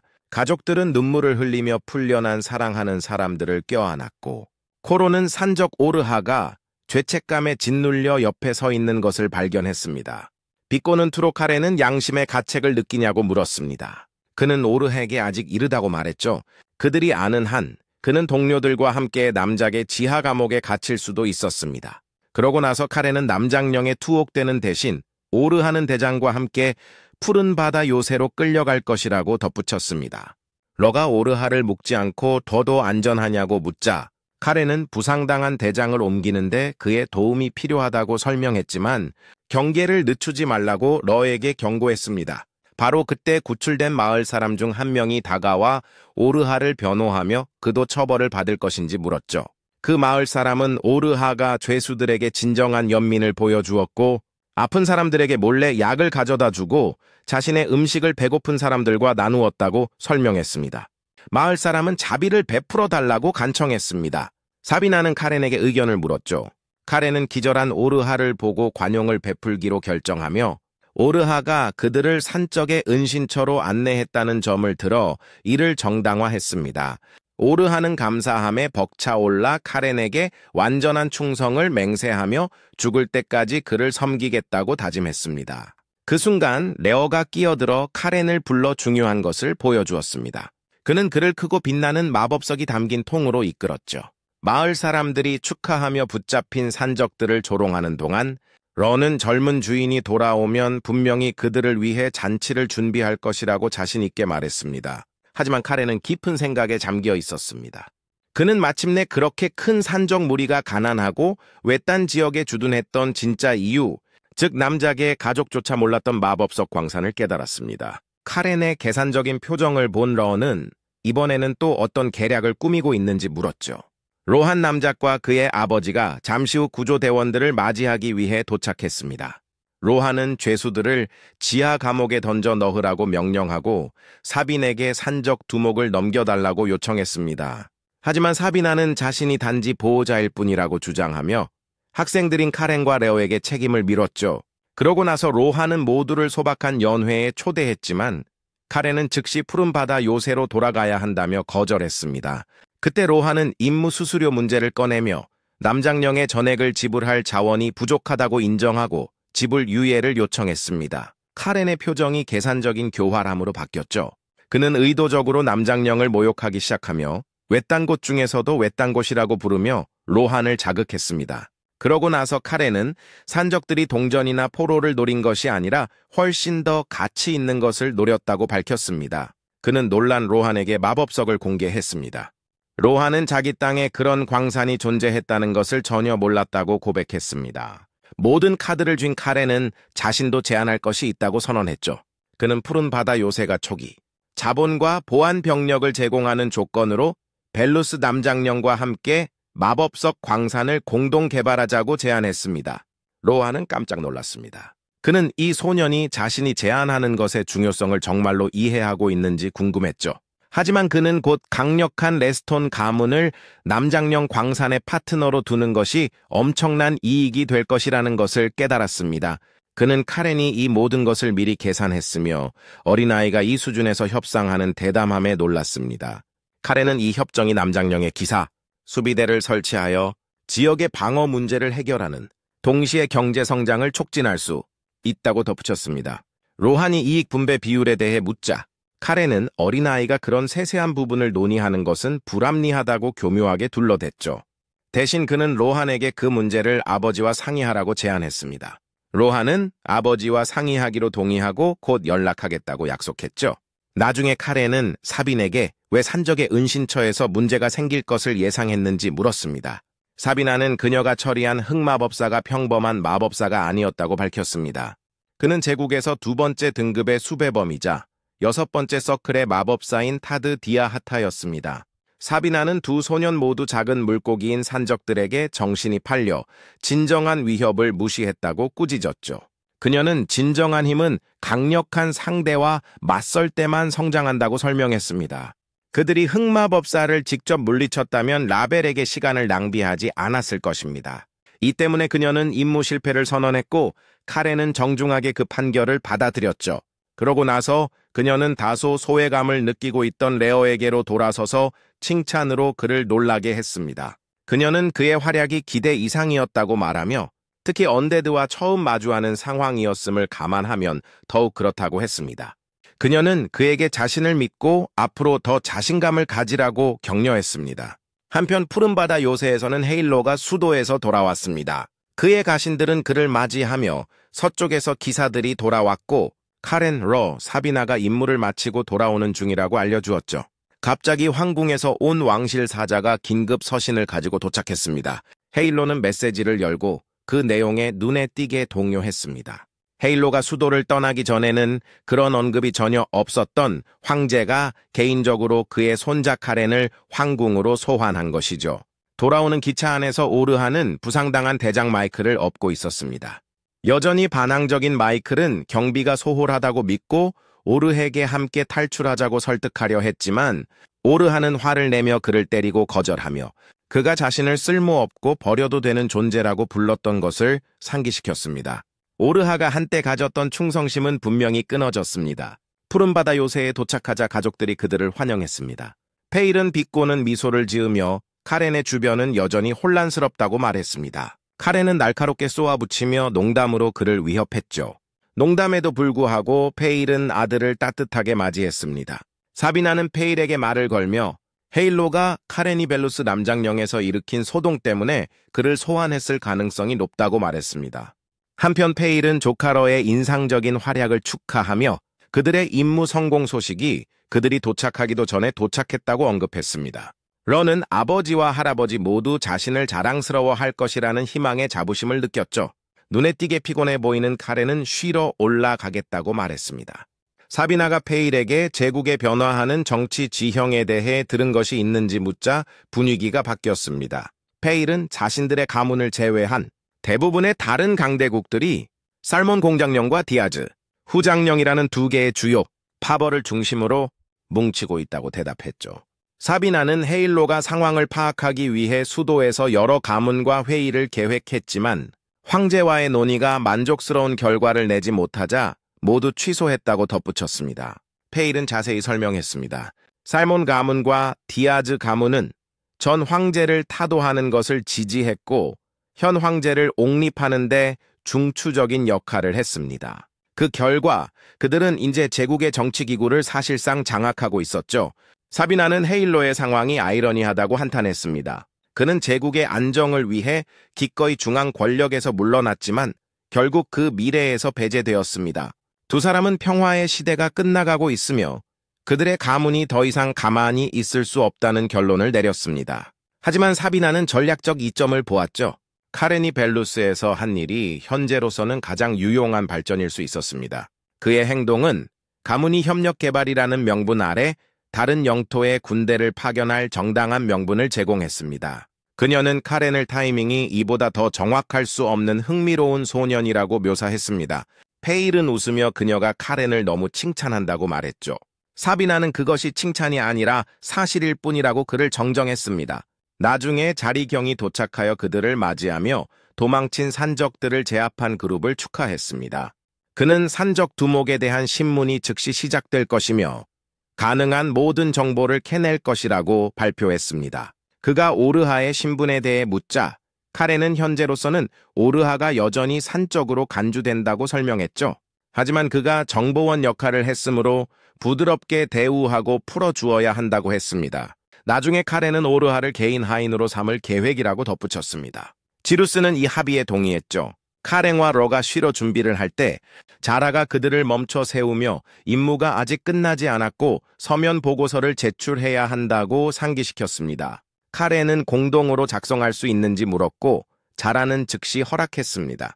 카렌은 자신이 임무 중에 모든 힘든 일을 다 했다고 주장하며 레오에게 부담을 떠넘기려고 했습니다. 그것이 실패하자 그는 설득으로 전환하여 테일즈 삼촌이 보고서를 읽을 것이며 이것이 러가 자신의 공적을 강조하여 공을 세울 절호의 기회라고 상기시켰죠.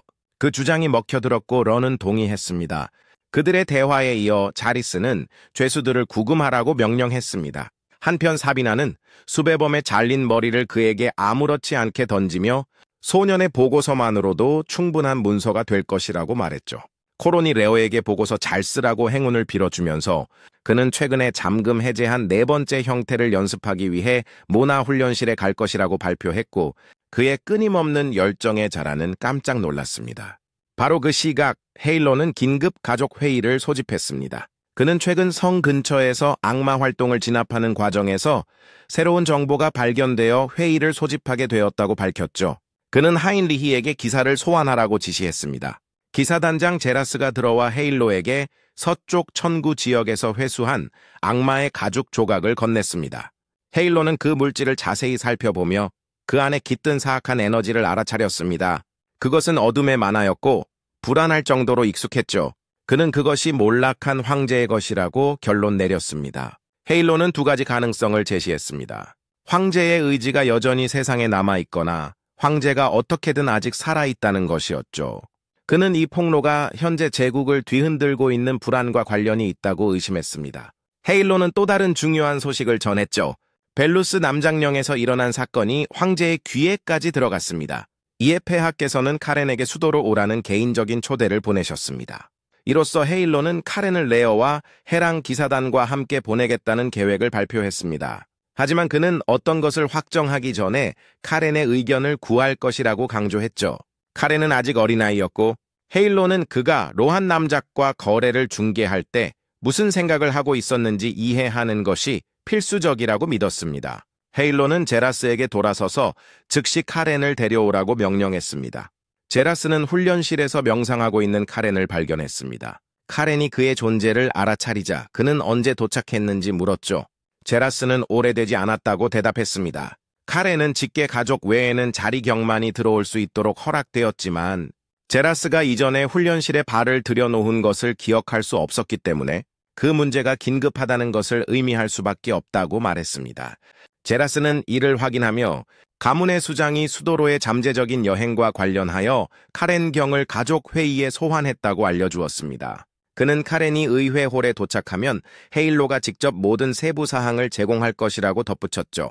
헤일로는 카렌을 맞이하며 그의 첫 임무가 성공적으로 끝났다는 소식을 방금 들었다고 말했고 카렌은 지체 없이 확인했습니다. 헤일로는 카렌이 왜 독자적으로 행동하고 벨루스 가문과 직접 협상함으로써 자신의 권한을 넘어섰는지 질문했습니다. 그는 더 나아가 카렌이 그런 주제 넘은 행동이 중대한 모욕으로 보일 수 있다는 것을 고려했는지 물었죠. 카렌은 즉시 그 어조를 알아차렸습니다. 칭찬이 아니라 신문이었죠. 차분하게 그는 그 비난을 부인하며 자신이 단지 젊은 벨라스 남자에게 한 가지 제안을 했을 뿐이며 그가 자의로 수락했다고 설명했습니다. 의회 앞에 서서 카렌은 자신의 행동을 변호했죠. 그는 자신의 판단으로는 귀족의 예절보다 더 중요한 것이 있었다고 말했습니다. 헤일로가 예의보다 더 중요할 수 있는 것이 무엇인지 묻자 카렌은 가문의 명예라고 대답했습니다. 이 대답은 헤일로에게 깊은 인상을 남겼습니다. 속으로는 카렌이 거래의 이점을 자랑하거나 자신의 공을 내세울 수도 있었지만 대신 가문의 이름을 우선시했다는 것을 인정했죠. 헤일로는 이것을 훌륭한 인격의 행동이라고 조용히 칭찬했습니다. 카렌의 행동을 바탕으로 헤일로는 자신의 결정을 발표했습니다. 그는 벨루스와의 합의가 가문에 큰 이익이 될 것이라고 인정하고 아들 페일에게 공식적인 협상을 처리하도록 맡겼습니다. 페일은 수락하고 새벽에 벨루스 남장령으로 떠나기로 동의했죠. 헤일로는 아들의 업적을 통해 아버지가 가문의 영광을 가져다 주는 것은 나쁜 일이 아니라고 말했습니다. 헤일로는 그 후 황제의 서신으로 논의를 전환했습니다. 그는 카렌에게 폐하께서 그의 행동에 대한 소문이 궁정에까지 이르자 수도로 그를 소환하셨다고 공식적으로 알렸습니다. 카렌은 자이러스의 이전 말을 되새기며 황제의 서신이 헤일로가 푸른 바다 요새로 돌아오기 전에 도착했음에 틀림없다고 추론했죠.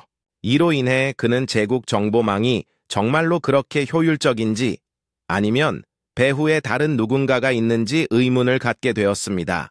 곰곰이 생각한 끝에 카렌은 이 신속한 초대를 조율한 것이 황제 자신이 아니라 왕좌를 장악한 강력한 귀족들이라는 결론을 내렸습니다.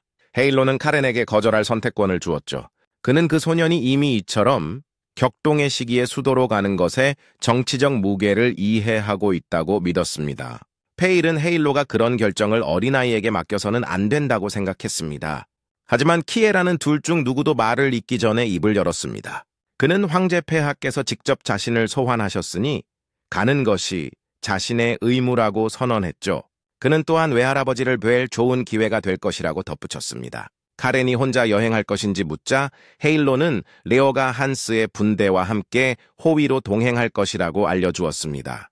카렌은 할아버지가 자신을 보내는 것이라면 별도의 경호 부대가 왜 필요한지 물었습니다. 헤일로는 반농담으로 경호원들은 보호를 위한 것이 아니라 쿠란을 통제하기 위한 것이라고 대답했죠. 그러고 나서 그는 그들의 출발이 사흘 후에 있을 것이라고 발표했습니다. 나중 장면에서 펠레이는 로한 남작과의 공식적인 협상을 마무리했습니다. 합의된 조건에 따르면 광산 지분의 80%는 레스톤 가문에게, 20%는 벨루스 가문에게 돌아가기로 되어 있었습니다. 하지만 한 가지 조건이 펠을 당혹스럽게 했죠. 로한은 벨루스의 지분 중 5%, 즉 전체의 4분의 1을 카렌과 레오에게 직접 할당하도록 규정했습니다. 단순한 수수료치고는 너무 관대한 제안이라고 생각한 페일은 설명을 요구했습니다. 제국 아카데미의 우수한 졸업생인 로한은 솔직하게 대답했습니다. 그는 그 할당이 지불이 아니라 투자라고 설명했죠. 그것은 언젠가 푸른 바다 요새를 이끌 두 젊은 늑대의 환심을 사기 위한 제스처였습니다. 페일은 그 행동이 주제넘다고 생각했습니다. 그의 눈에는 로한이 카렌과 러의 미래 잠재력을 완전히 파악할 수 있다고 가정함으로써 분수를 넘은 것이었습니다. 대화는 날카로워졌고 페일은 로한의 대담함에 대해 언급했지만 마지못해 그것이 근거 없는 것은 아니라고 인정했죠. 결국 소년들은 제안을 받기 위해 소환되었습니다. 카렌과 러 모두 감사하게 받아들였습니다. 로한은 그의 가족이 이 파트너십에 참여하게 된 것을 영광으로 생각한다고 말했죠. 그들이 떠날 때 레오는 카렌에게 질문을 던졌습니다. 거래를 성사시킨 후 그는 그들의 5% 지분을 어떻게 나눌 것인지 물었죠. 카렌은 당연히 자신이 10분의 9를 가질 것이고 레오에게는 10분의 1을 남길 것이라고 차갑게 대답했습니다. 러는 그 뻔뻔한 주장에 깜짝 놀랐지만 카렌은 논쟁의 여지가 없다는 듯 위협적인 표정으로 맞섰습니다. 겁에 질린 러는 즉시 동의했죠.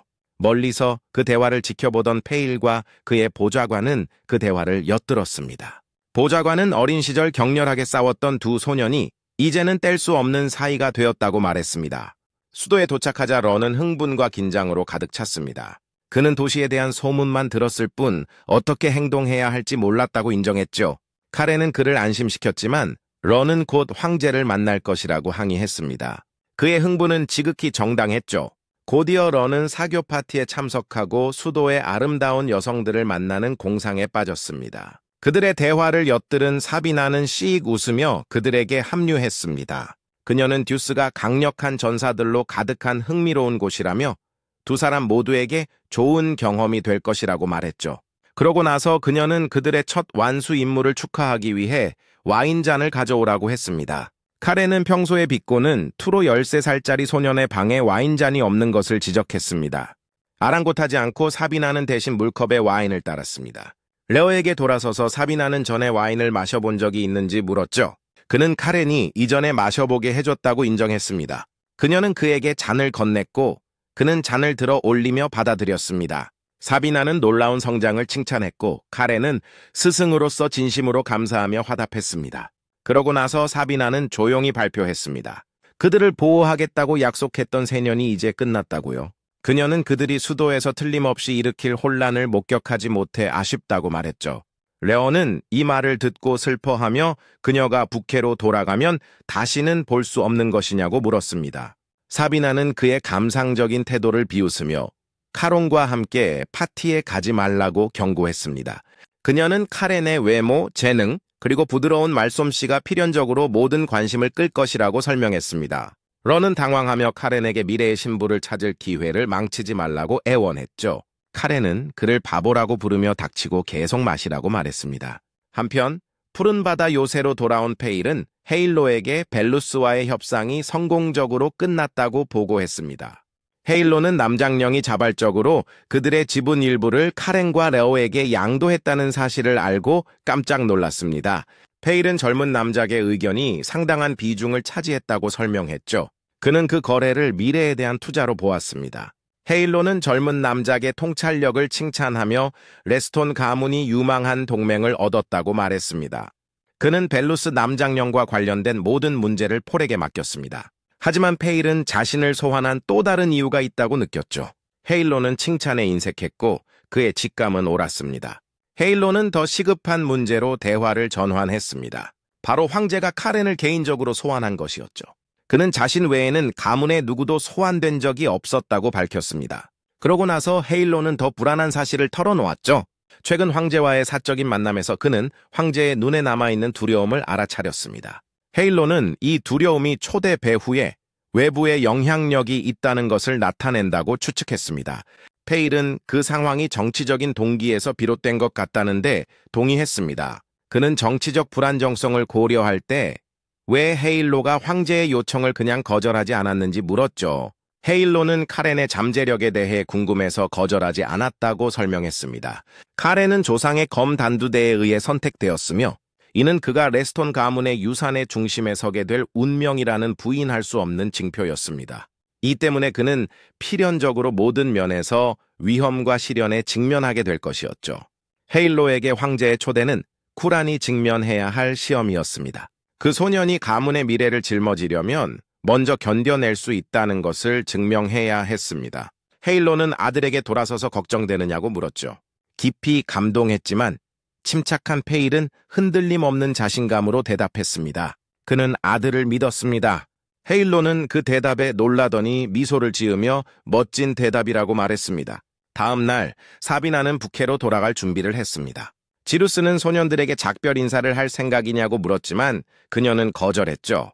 그녀는 이미 전날 밤 그들과 훔친 와인을 나누며 즐거운 시간을 보냈고 소년들이 여행 준비로 바빴기 때문에 조용히 떠나는 것이 낫다고 느꼈습니다. 두 사람은 작별 인사를 나누었고 자리스는 다음 방문 때 더 많은 와인을 공급하겠다고 약속했습니다. 그녀가 떠날 때 사비나는 창가에서 지켜보고 있던 카렌과 말없이 눈빛을 교환했죠.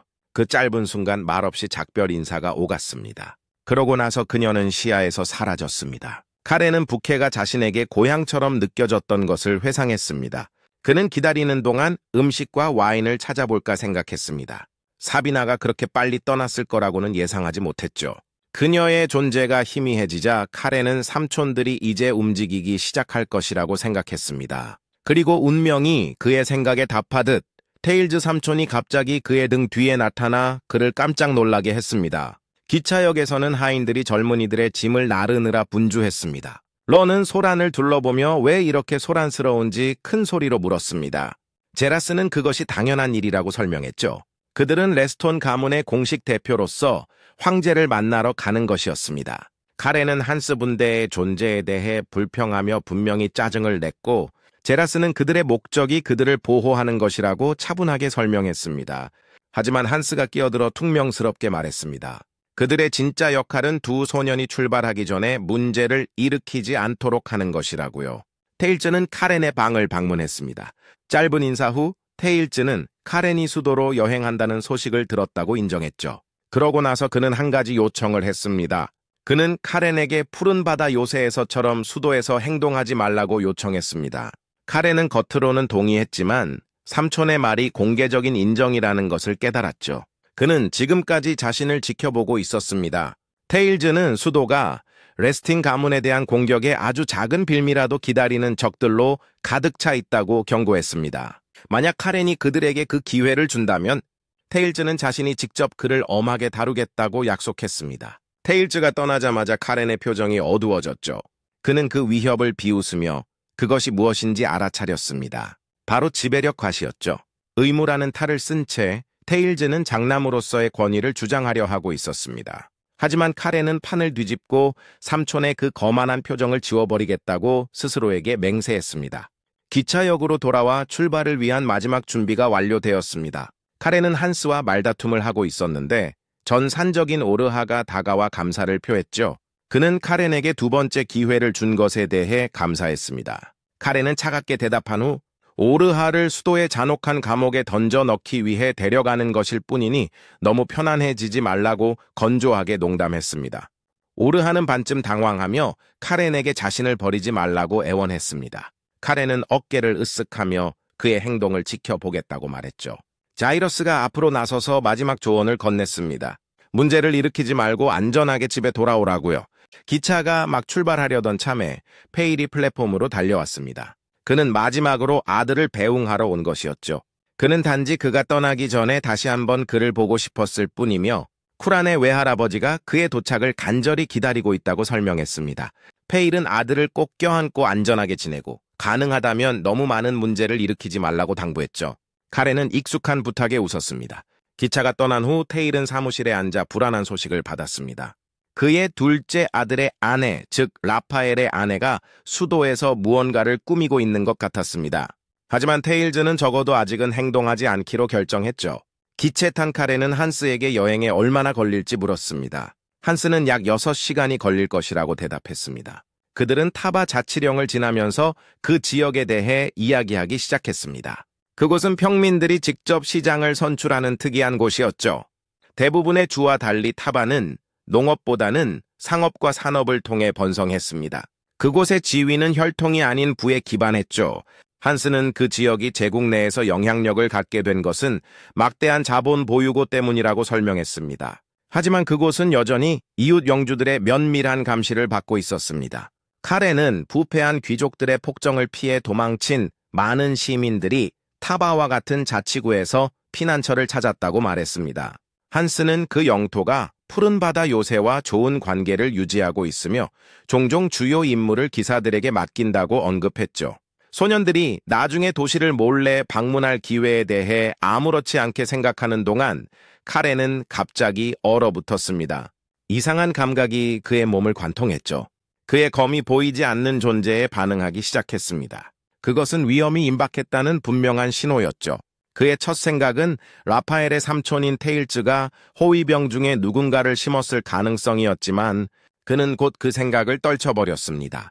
그들은 그렇게 공개적으로 공격을 시도할 만큼 무모하지는 않았으니까요. 런은 무언가 잘못되었다는 것을 알아차리고 사촌의 이름을 불렀습니다. 하지만 카렌은 이미 집중하고 있었습니다.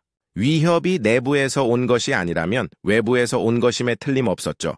다급하게 카렌은 한스에게 돌아서서 즉시 타바 당국에 연락하라고 명령했습니다. 한스는 깜짝 놀라 설명을 요구했죠. 카렌은 시간이 없다며 그의 말을 끊었습니다. 그는 한스에게 모든 기차칸에 임박한 공격에 대비하라고 알리라고 명령했습니다. 깜짝 놀랐지만 한스는 주저하지 않았습니다. 그는 경고를 호위 부대에 전달했고 그들은 즉시 메시지를 확인하고 준비를 시작했죠.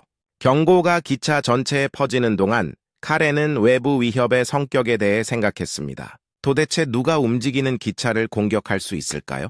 멀지 않은 곳에서 복면을 쓴 공격자 그룹이 이미 움직이고 있었습니다. 그들의 지도자가 신호를 보냈습니다. 남자들은 재빨리 움직여 폭발물로 가득 찬 통을 철로를 따라 놓고 긴 도화선으로 함께 묶었죠. 그들이 끝내자 그들 중 한 명이 도화선에 불을 붙였고 지도자는 폭발에 대비하라는 냉엄한 명령을 내렸습니다.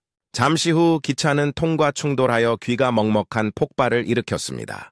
폭발은 철로를 찢어버리고 기차를 격렬하게 탈선시켜 전체 구간을 잔해로 만들었습니다. 한편 타바 자치령에서는 시장이 혼란스럽고 열띤 회의를 주재하고 있었죠. 참석자들은 서로에게 소리치며 비난을 퍼부었습니다. 일부는 상대방이 돈 세탁에 연루되어 국세청이 적극적으로 추적하고 있다고 주장했고 다른 일부는 똑같이 격렬하게 상대방을 같은 범죄로 고발했습니다. 상황은 한 참석자가 시장에게 상대방을 범죄자라고 부르며 처벌하라고 요구하면서 급격히 악화되었습니다. 진저리가 난 시장은 참석한 것을 후회했죠. 그는 재무부 장관 임기가 끝난 후 은퇴했어야 했다고 혼잣말을 했습니다. 그가 한때 자랑스럽게 다스렸던 도시는 귀족 길드와 평민 길드 간의 끊임없는 갈등의 전쟁터로 변해 있었습니다. 한 보좌관이 갑자기 긴급 메시지를 가지고 들어왔습니다. 시장은 방을 조용히 시키고 말다툼하는 참가자들을 내보낸 후 보좌관이 다가오도록 허락했죠. 남아있던 한 참석자가 그 소식이 세무조사와 관련이 있는지 물었지만 시장은 능숙하고 침착하게 담배에 불을 붙이며 조사가 더 이상 중요하지 않다고 대답했습니다. 취소되었냐는 질문에 그는 그렇지 않다고 분명히 말했습니다. 그는 단지 더 이상 신경 쓰지 않을 뿐이었죠. 그러고 나서 그는 다른 모든 것을 멈추게 한 소식을 전했습니다. 불과 5분 전에 레스톤 가문의 영토에서 수도로 향하던 기차가 폭발했다는 것입니다. 그 기체는 대공의 두 손자가 타고 있었습니다. 남은 남자는 깜짝 놀랐지만 침착한 시장은 그 의미가 분명하다고 설명했습니다.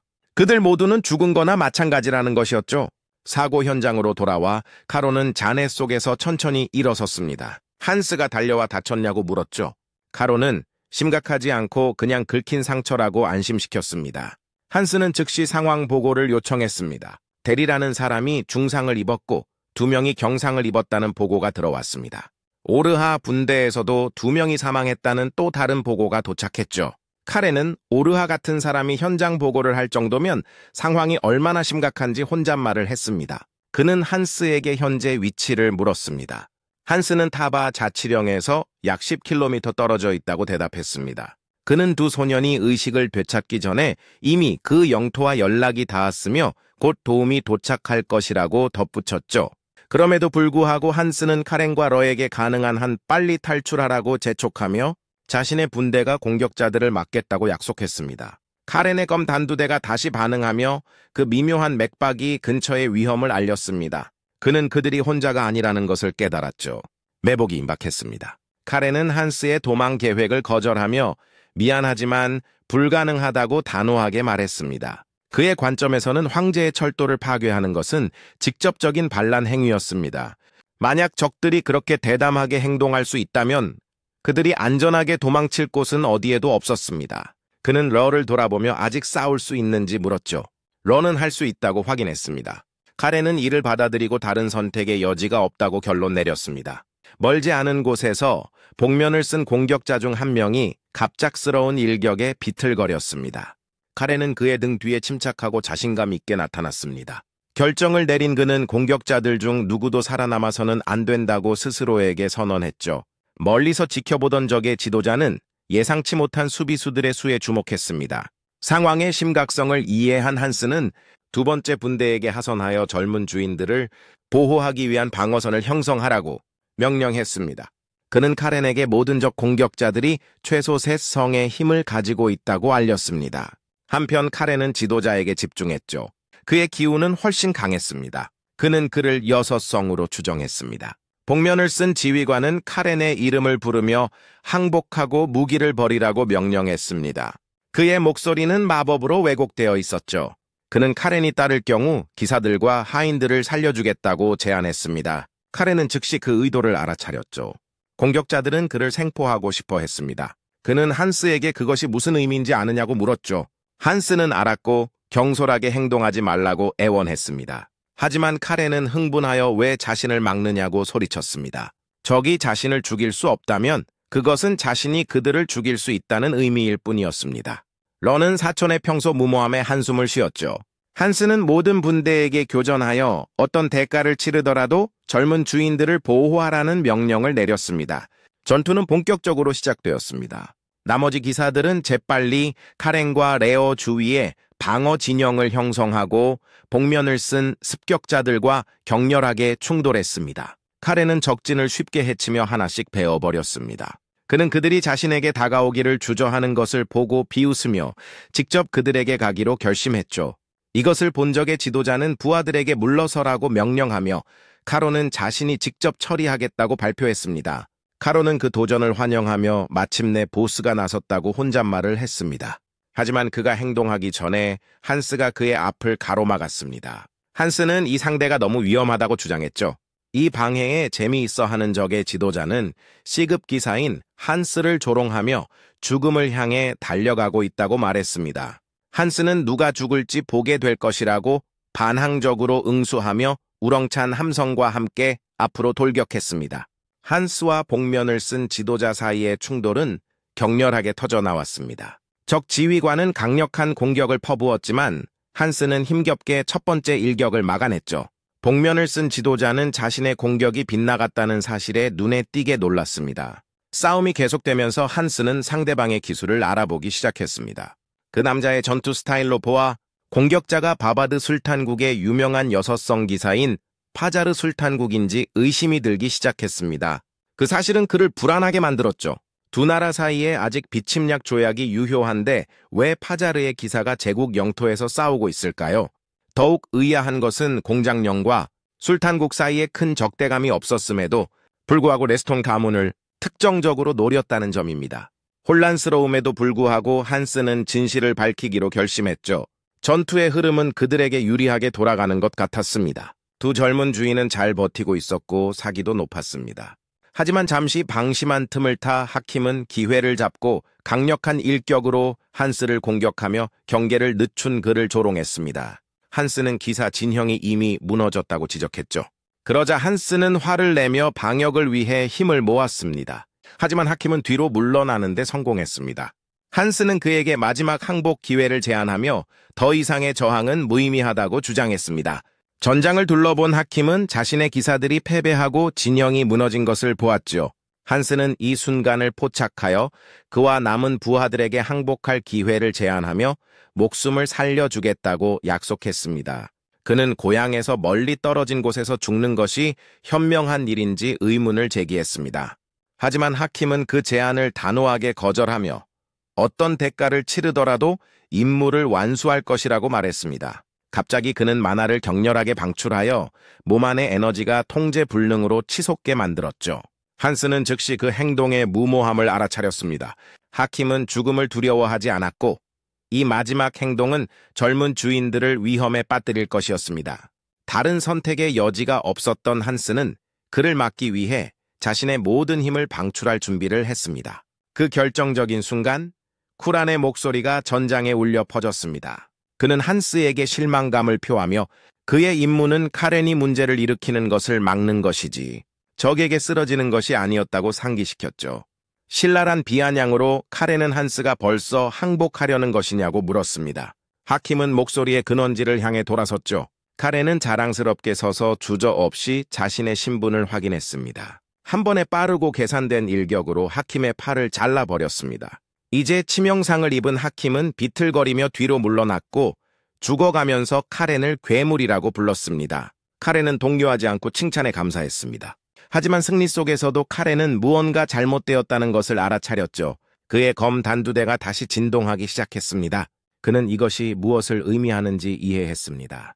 위협은 끝나지 않았습니다. 그는 이제 겨우 숨을 쉬고 있는 하킴을 보고 마지막 속임수를 숨기고 있다고 비난했습니다. 하킴은 후회 없다는 수수께끼 같은 사과와 함께 불길한 말을 속삭였고 그의 몸은 위험하고 불안정한 에너지를 방출하기 시작했습니다. 너무 늦게 깨달았습니다. 하킴이 자폭 주문을 발동시킨 것이죠. 한스는 다가오는 폭발을 감지하고 전장 중앙에 얼어붙어 서 있는 러경을 보호하라고 기사들에게 소리쳤습니다.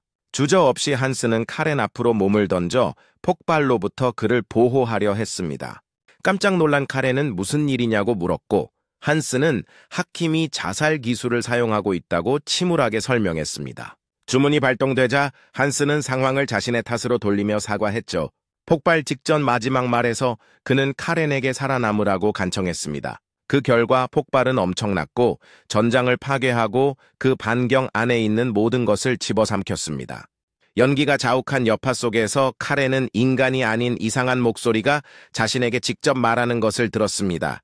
그것은 자신을 깨운 어리석은 생물이라고 부르며 한동안 기사들의 피를 맛보지 못했다고 말했죠. 그 목소리는 이제 자신의 몫을 다할 것이라고 발표하며 카렌에게 눈알이 힘에 의해 터지지 않도록 눈을 꼭 감으라고 조언했습니다.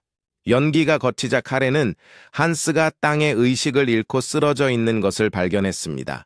그는 그의 곁으로 달려가 깨우려고 했죠. 한스는 짜증스럽게 천천히 눈을 뜨고 자신이 목숨을 걸었는데도 무관심한 카렌을 꾸짖기 시작했습니다. 카렌은 동요하지 않고 구해달라고 한 적 없다고 차갑게 대답했습니다.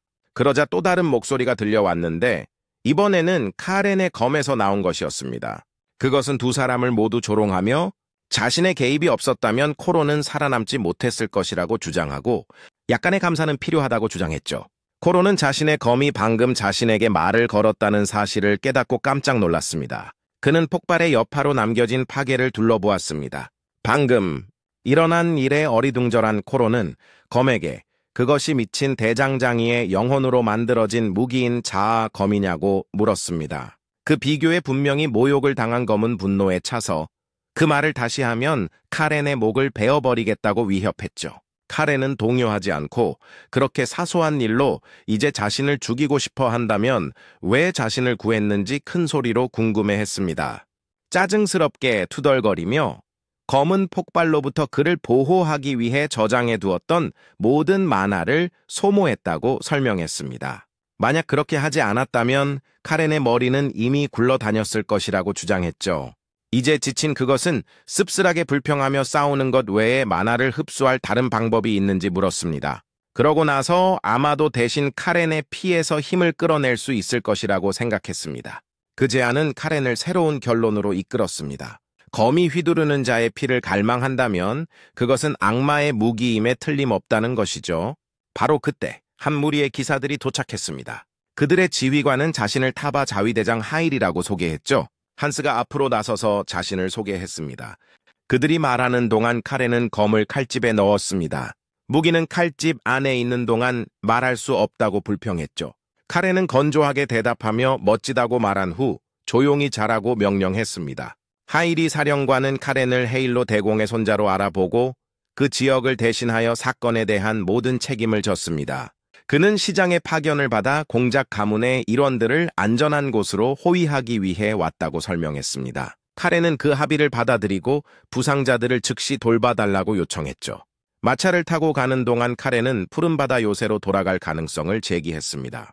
하지만 한스는 위험이 아직 끝나지 않았을 수도 있으며 진행 중인 조사는 시간이 걸릴 것이라고 지적했습니다. 하지만 카렌은 이미 세라스 경에게 연락을 취했으며 불필요한 걱정은 할 필요가 없다고 그를 안심시켰습니다. 그는 화제를 바꾸어 한스에게 자폭한 남자의 신원을 아는지 물었죠. 한스는 그가 파자르 술탄국의 여섯성 기사인 시온 하킴이라고 확인했습니다. 카렌은 즉시 정치적 함의를 고려하기 시작했습니다. 그는 할아버지와 술탄국이 개인적으로 서명한 비침략 조약이 이제 붕괴 직전에 있는지 궁금했죠. 한스는 제국과 술탄국 간의 관계가 악화되고는 있었지만 그런 침략 행위를 정당화할 정도까지 악화되지는 않았다라고 지적했습니다. 하지만 카렌은 하킴의 행동만으로도 충분한 전쟁 명분이 될 수 있다고 결론 내렸습니다. 그들이 여행하는 동안 카렌은 러가 자신의 피 묻은 손을 멍하니 쳐다보고 있는 것을 알아차렸죠. 그 어린 소녀는 충격을 받은 듯 보였습니다. 그는 카렌이 이전에 한 말을 듣지 못했다고 인정하며 왜 손이 떨리는지 큰 소리로 궁금해했습니다. 카렌은 그런 반응이 정상이라는 것을 알고 있습니다. 러가 처음으로 목숨을 앗아간 것이었으니까요. 죽음에 무감각해지는 것은 어렵지만 러가 극복해야 할 일이었습니다. 그것이 그들의 세계의 현실이었죠. 잠시 후 마차 옆을 달리던 경비병이 곧 타바 자치령에 도착할 것이라고 알렸습니다. 마차가 도시로 들어서자 카롱은 창밖을 내다보며 그 건축물의 화려함에 대해 속으로 평했습니다. 성문에서 시장이 그들을 따뜻하게 맞이하며 타바에 온 것을 환영했죠. 그는 그들의 안전한 도착에 안도감을 표하며 그 영토가 공격 배후의 주모자를 밝히기 위해 최선을 다할 것이라고 약속했습니다. 그는 또한 레스톤 가문의 조사에 전적으로 협력하겠다고 약속했습니다. 카렌은 시장의 격식을 중단시키고 그들이 이미 타바가 공격에 관여하지 않았다는 것을 알고 있다고 안심시켰죠. 그 말에 시장은 눈에 띄게 안심했습니다. 한스는 시장이 재무부 장관 시절과는 상당히 달라졌다고 언급했습니다. 시장은 씁쓸하게 웃으며 저주받은 시장직을 수락한 것을 후회한다고 고백했습니다. 그는 공작의 손자 앞에서 너무 비공식적으로 말한 것에 대해 사과했죠. 하지만 카렌은 그에게 자유롭게 말하라고 요청하며 어른들의 과도한 격식은 자신을 불편하게 만든다고 설명했습니다. 시장은 귀족 청년의 그런 요청에 어떻게 반응해야 할지 처음에는 망설였지만 결국 조심스럽게 받아들였습니다. 그는 실수로 카론의 이름을 부른 후 재빨리 자신을 정정했습니다. 분위기를 전환하기 위해 시장은 대화를 더 사적인 장소로 옮기자고 제안했죠. 조용한 방 안에서 카렌은 질문을 시작했습니다. 그는 공격자들이 철도를 파괴하기 위해 만화 기반 공격이 아닌 재래식 폭발물을 사용했다고 지적했습니다. 그는 그런 폭발물은 제국에 엄격하게 통제되는 군수, 행정부를 통해서만 조달할 수 있어 내부 밀수가 거의 불가능하다고 지적했습니다. 이를 바탕으로 그는 폭발물이 외부, 아마도 파자라 술탄국에서 제국으로 밀수되었을 것이라는 이론을 제시했죠. 그는 시장에게 그 정도 수준의 폭발물을 제조할 기술력을 가진 나라는 제국과 술탄국뿐이라고 상기시켰습니다. 그러고 나서 그는 미묘하지만 날카로운 관찰을 덧붙였죠. 만약 타바의 상인들 중 누군가가 그 물자들을 밀수하는 데 연루되었다면 그 상황은 도시에게 매우 당혹스러울 수 있다고 말입니다. 시장은 카렌의 분석의 정확성에 깜짝 놀랐습니다. 그는 그 이론을 부인하는 것이 자신을 공범으로 보이게 할 뿐이며 다른 대안이 없다는 것을 깨달았습니다. 그는 밀수의 가능성이 실제로 높다고 인정했죠. 속으로는 자신을 그렇게 위태로운 상황에 빠뜨린 무모한 밀수업자들을 저주했습니다. 그 시점에서 카렌은 분명한 상기를 했습니다. 그 사건으로 해랑 기사단과 푸른바다 요새의 일원들이 피해를 입었다는 것입니다. 시장은 즉시 자신이 궁지에 몰렸다는 것을 이해했습니다. 레스톤 가문은 은혜는 10배로 복수는 100배로 갚는 것으로 알려져 있었죠. 만약 그가 협력하지 않는다면 그는 끝장날 것이었습니다. 대화를 다른 곳으로 돌리기 위해 시장은 카렌의 아버지에 대해 물으며 카렌의 외할아버지인 겔경과 친분이 있다고 주장했습니다.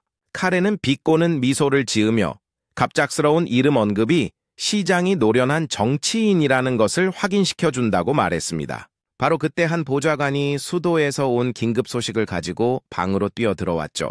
시장은 그 메시지가 제국 근위대의 출발에 관한 것이라고 생각했지만 보좌관은 그를 정정했습니다. 그 소식은 더 심각했습니다. 제국 근위대가 출발했을 뿐만 아니라 국세청장 자신이 제1특별사단을 이끌고 타바로 향하고 있다는 것이었죠. 보좌관은 그 청장의 이름이 게일 페리톤이며 악명 높게도 마왕으로 알려져 있다고 밝혔습니다. 그 이름이 언급되자 시장은 눈에 띄게 동요했습니다. 그는 카렌에게 정말로 세르게이가 오고 있는지 물었습니다. 카렌은 주저없이 확인했죠. 그의 할아버지는 손자를 위험에서 보호하기 위해서라면 모든 것을 버릴 것이라고 설명했습니다. 그날 밤 국세청 제1특별사단의 병력이 타바 영토에 도착하여 도시의 번화한 거리에 긴장된 분위기를 드리웠습니다. 게일 페리톤 국장은 거의 위안이 되지 않는 엄한 표정으로 사단을 이끌었습니다. 다른 곳에서는 2명의 복면을 쓴 남자가 조용히 그 장면을 지켜보고 있었죠. 그의 수행원은 그의 신속한 도착에 대해 언급했고 그 남자는 단지 손재 관한 일이라고 대답했습니다. 도시에서는 타바의 상인들이 분노와 혼란에 휩싸였습니다. 아무런 경고도 없이 갑작스럽게 발표된 세무조사는 그들을 흔들어 놓았습니다. 특히 두려운 제1특별사단이 조사를 실시할 것이라는 소식의 방안에는 불평이 메아리쳤죠. 회의장 안에서 시장은 커져가는 목소리를 진정시키려 애썼습니다. 카렌과 그의 일행이 들어서자 연장자 상인 중 한 명이 시장 편을 들며 다른 사람들에게 상황의 심각성을 인식하라고 촉구했습니다. 카렌은 모인 사람들에게 직접 연설하며 사건의 중대성을 설명했습니다. 황제의 철도가 파괴되었을 뿐만 아니라 대공의 손자와 푸른 바다 요새의 일원들도 공격을 받았다는 것입니다. 그는 공격에 사용된 폭발물이 타바 영토에서 활동하는 무역 길들을 통해 밀수되었을 가능성이 높다고 지적했죠. 그러고 나서 그들이 이제 상황의 심각성을 이해했는지 물었습니다. 깜짝 놀란 상인들은 이전의 항의에서 재빨리 물러섰죠. 그들 중 한 명은 단지 준비할 시간을 더 요청했을 뿐이라고 주장했습니다. 카렌이 그의 이름을 묻자 그 남자는 자신을 무역그룹의 자작이라고 소개했습니다. 카렌은 차갑게 대답하며 자신이 개인적으로 국세청에 있는 할아버지에게 자작의 이름이 전달되도록 하겠다고 말했습니다. 겁에 질린 상인은 즉시 그에게 제고해달라고 애원하며 자신이 너무 성급하게 말했다고 인정했습니다. 바로 그때 제1특별사단과 그 국장의 도착이 발표되었죠. 게일이 홀에 들어와 모든 무역그룹에 대한 전면적인 세무조사를 즉시 시작한다고 선언했습니다. 그는 밀수와 탈세를 통해 축적된 막대한 부에 대한 보고를 인용하고 그 명령이 황제로부터 직접 내려왔으며 전적인 협조가 필요하다고 확인했습니다. 카렌은 사단의 위압적인 존재감을 보며 정말로 흥분했습니다. 런은 한스에게 소문이 사실인지 물었죠. 한스는 제1특별사단이 강력한 상인과 귀족이 관련된 사건을 전문으로 하며 필요한 경우 제국 근위대를 동원할 권한을 가지고 있다고 설명했습니다. 런은 그들이 가볍게 여겨서는 안 된다는 것을 이해했습니다. 명령을 내린 후 게일은 카렌에게 다가가 마지막으로 만난 지 3년이 지났다고 말하며 따뜻하게 인사했습니다. 나중에 사적으로 게일은 카렌의 상태에 대해 질문했죠. 카렌은 괜찮다고 안심시켰습니다. 의심되는 사람이 있는지 묻자 카렌은 특정 용의자는 없다고 부인했습니다. 게일은 내부 연루 가능성을 제기했지만 카렌은 만약 삼촌 중 한 명이 공격 배후에 있었다면 아무런 흔적도 남지 않았을 것이라고 추론하며 이를 일축했습니다. 하지만 이 경우에는 흔적이 의도적인 것처럼 보였고 마치 누군가 파자르 술탄국이 비난받기를 원했던 것처럼 보였죠. 게일은 코란이 직접 범인을 추적할 생각이냐고 물었습니다.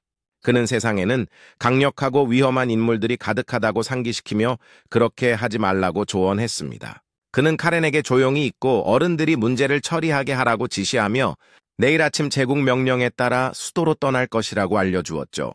카렌은 고개를 끄덕이며 침착하게 있겠다고 약속했습니다. 하지만 게일이 멀어지자 그는 카렌이 그 약속을 지킬 생각이 전혀 없었다는 것을 깨달았습니다. 그날 밤 오윤이라는 남자의 저택에서 하인들이 서둘러 마차에 짐을 싣고 있었죠. 안에 앉아있던 그의 아내는 그도 함께 갈 것인지 물었습니다. 그는 곧 따라가겠다고 약속하며 그녀를 안심시킨 후 마차가 출발하라는 명령을 내렸습니다. 가족들이 그의 이름을 부르며 마차가 밤속으로 사라지자 오윤은 혼자 서서 그들을 먼저 보내야만 했던 상황을 저주했습니다. 다른 곳에서는 그 남자가 옥상에 서서 도시를 지켜보고 있었죠. 그의 부하 중 한 명이 다가와 목표물들이 움직이기 시작했다고 보고했습니다. 헤일로는 신속하고 오류 없이 작전을 시작하라는 명령을 내렸습니다. 한편 카렌은 밤의 정적 속에서 방에서 검을 갈고 있었습니다. 자이러스 경이 도착하여 그가 또다시 문제를 일으킬 계획인지 물었죠. 카렌은 게일 국장이 외출하지 말라고 명령했다는 것을 들었다고 대답한 후 자이러스가 자신을 막으러 왔는지 물었습니다. 하지만 자이러스는 논쟁하러 온 것이 아니었습니다. 그는 메시지를 전달하러 온 것이었죠. 격식 있는 어조로 지루스는 헤일로 대공의 명령을 전달했습니다. 레스톤 가문의 막내 손자인 카렌 레스티는 책임자들을 찾아내어 죽은 자들의 피해 대가를 받아내야 했습니다. 그는 그들에게 푸른 바다 요새의 법을 어기는 것이 무엇을 의미하는지 보여주어야 했죠. 그 말을 들은 카렌은 어둡게 미소 지으며 복종을 맹세했습니다. 자이러스는 천천히 숨을 내쉬며 정말 긴 밤이 될 것이라고 말했습니다. 나중에 카렌과 런은 변장한 채 타바의 동부 지역을 이동하고 있었죠. 좌절한 런은 하인 역할을 해야 하는 것에 대해 투덜거리며 왜 불법 거래로 알려진 곳을 방문해야 하는지 의문을 제기했습니다. 카렌은 만약 두 젊은 귀족이 호의 없이 그런 지역을 돌아다닌다면 의심을 살 것이라고 설명했습니다. 런은 이해했지만 하인 역할을 강요받은 것에 대해 계속 불평했습니다. 카렌은 그를 침묵시키며 자리스가 언급한 장소에 가깝다고 말했죠. 런은 주위를 불안하게 둘러보며 그 지역이 젊은 주인들이 방문하기에는 너무 수상해 보인다고 말했습니다. 카렌은 그를 조롱하며 무섭다면 돌아가게 해주겠다고 제안했습니다. 갑자기 한 남자가 나타나 그들의 존재를 의심했습니다. 카렌은 조심스럽게 검을 잡았죠. 그 남자는 앞으로 나서서 자이러스 경이 보냈다고 설명했습니다. 그 남자는 공손하게 그들을 환영하며 얼굴을 드러내고 자신을 훌리오라고 소개했습니다. 그는 그들의 도착을 위해 준비된 안전한 은신처로 안내하겠다고 제안했습니다. 은신처 안에서 훌리오는 그 공간이 도청 방지 마법으로 보호되어 있어 자유롭게 이야기할 수 있다고 장담했습니다. 카렌은 훌리오가 타바 출신이라는 것을 알아차리고 어떻게 레스톤 가문의 정보원이 되었는지 물었죠. 훌리오는 어린 시절 자신에게 친절을 베풀었던 제라스 경에게 오랜 빚을 갚고 있다고 설명했습니다. 시간을 낭비하지 않고 카렌은 누군가 폭발물을 밀수하고 수도로 가는 여행에 대한 내부 정보를 이용하여 레스톤 가문을 공격할 음모를 꾸미고 있다는 정보를 가지고 있다고 밝혔습니다. 그는 훌리오에게 누가 책임자인지 아는지 물었죠. 훌리오는 그렇다고 확인했습니다. 그가 수집한 정보에 따르면 암시장에서 폭발물을 거래하는 무역그룹은 쿠르그룹과 칼리고그룹 두 곳뿐이었습니다. 하지만 커그룹은 암시장 거래에서 철수하는 과정에 있다고 전해졌습니다. 칼리고그룹에 대해 묻자 훌리오는 그 그룹이 전 노예들로 구성되어 있으며 수익성이 있다면 아무리 위험한 일이라도 받아들이는 것으로 알려져 있다고 설명했죠.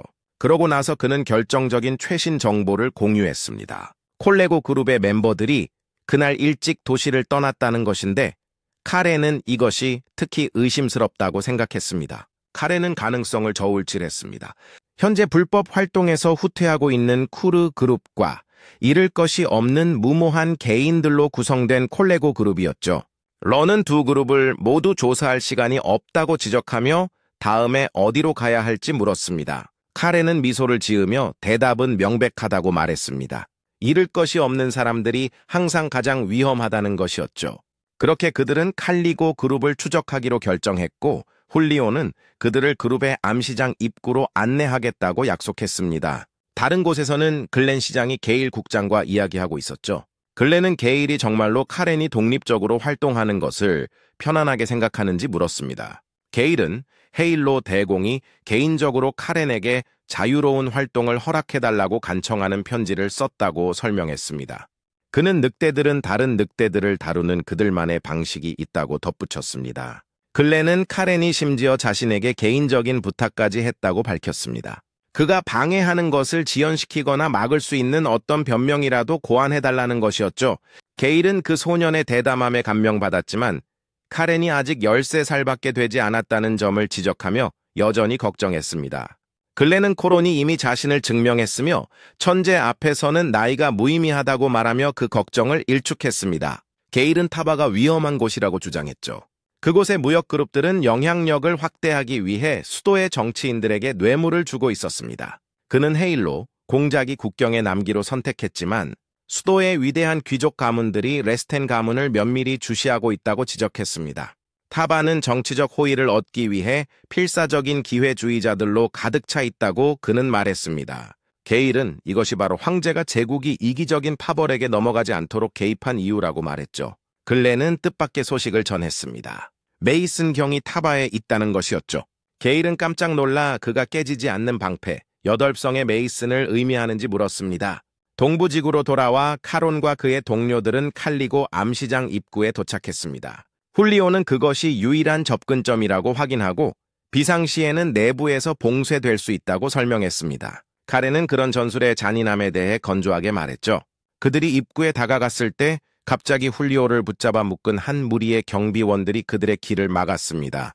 그들 중 한 명은 보스의 명령에 따라 그날은 손님을 받지 않을 것이라고 설명하며 정중하게 떠나달라고 요청했습니다. 훌리오가 이유를 묻자 경비원은 모른다고 주장하며 요청을 되풀이했습니다. 카렌과 러가 계속해서 문제를 제기하자 경비원은 경고의 의미로 검을 뽑았죠. 카렌은 동요하지 않고 침착하게 위협에 따라 행동해보고 무슨 일이 일어나는지 보라고 초대했습니다. 경비원은 분명히 확신이 서지 않아 주저했습니다.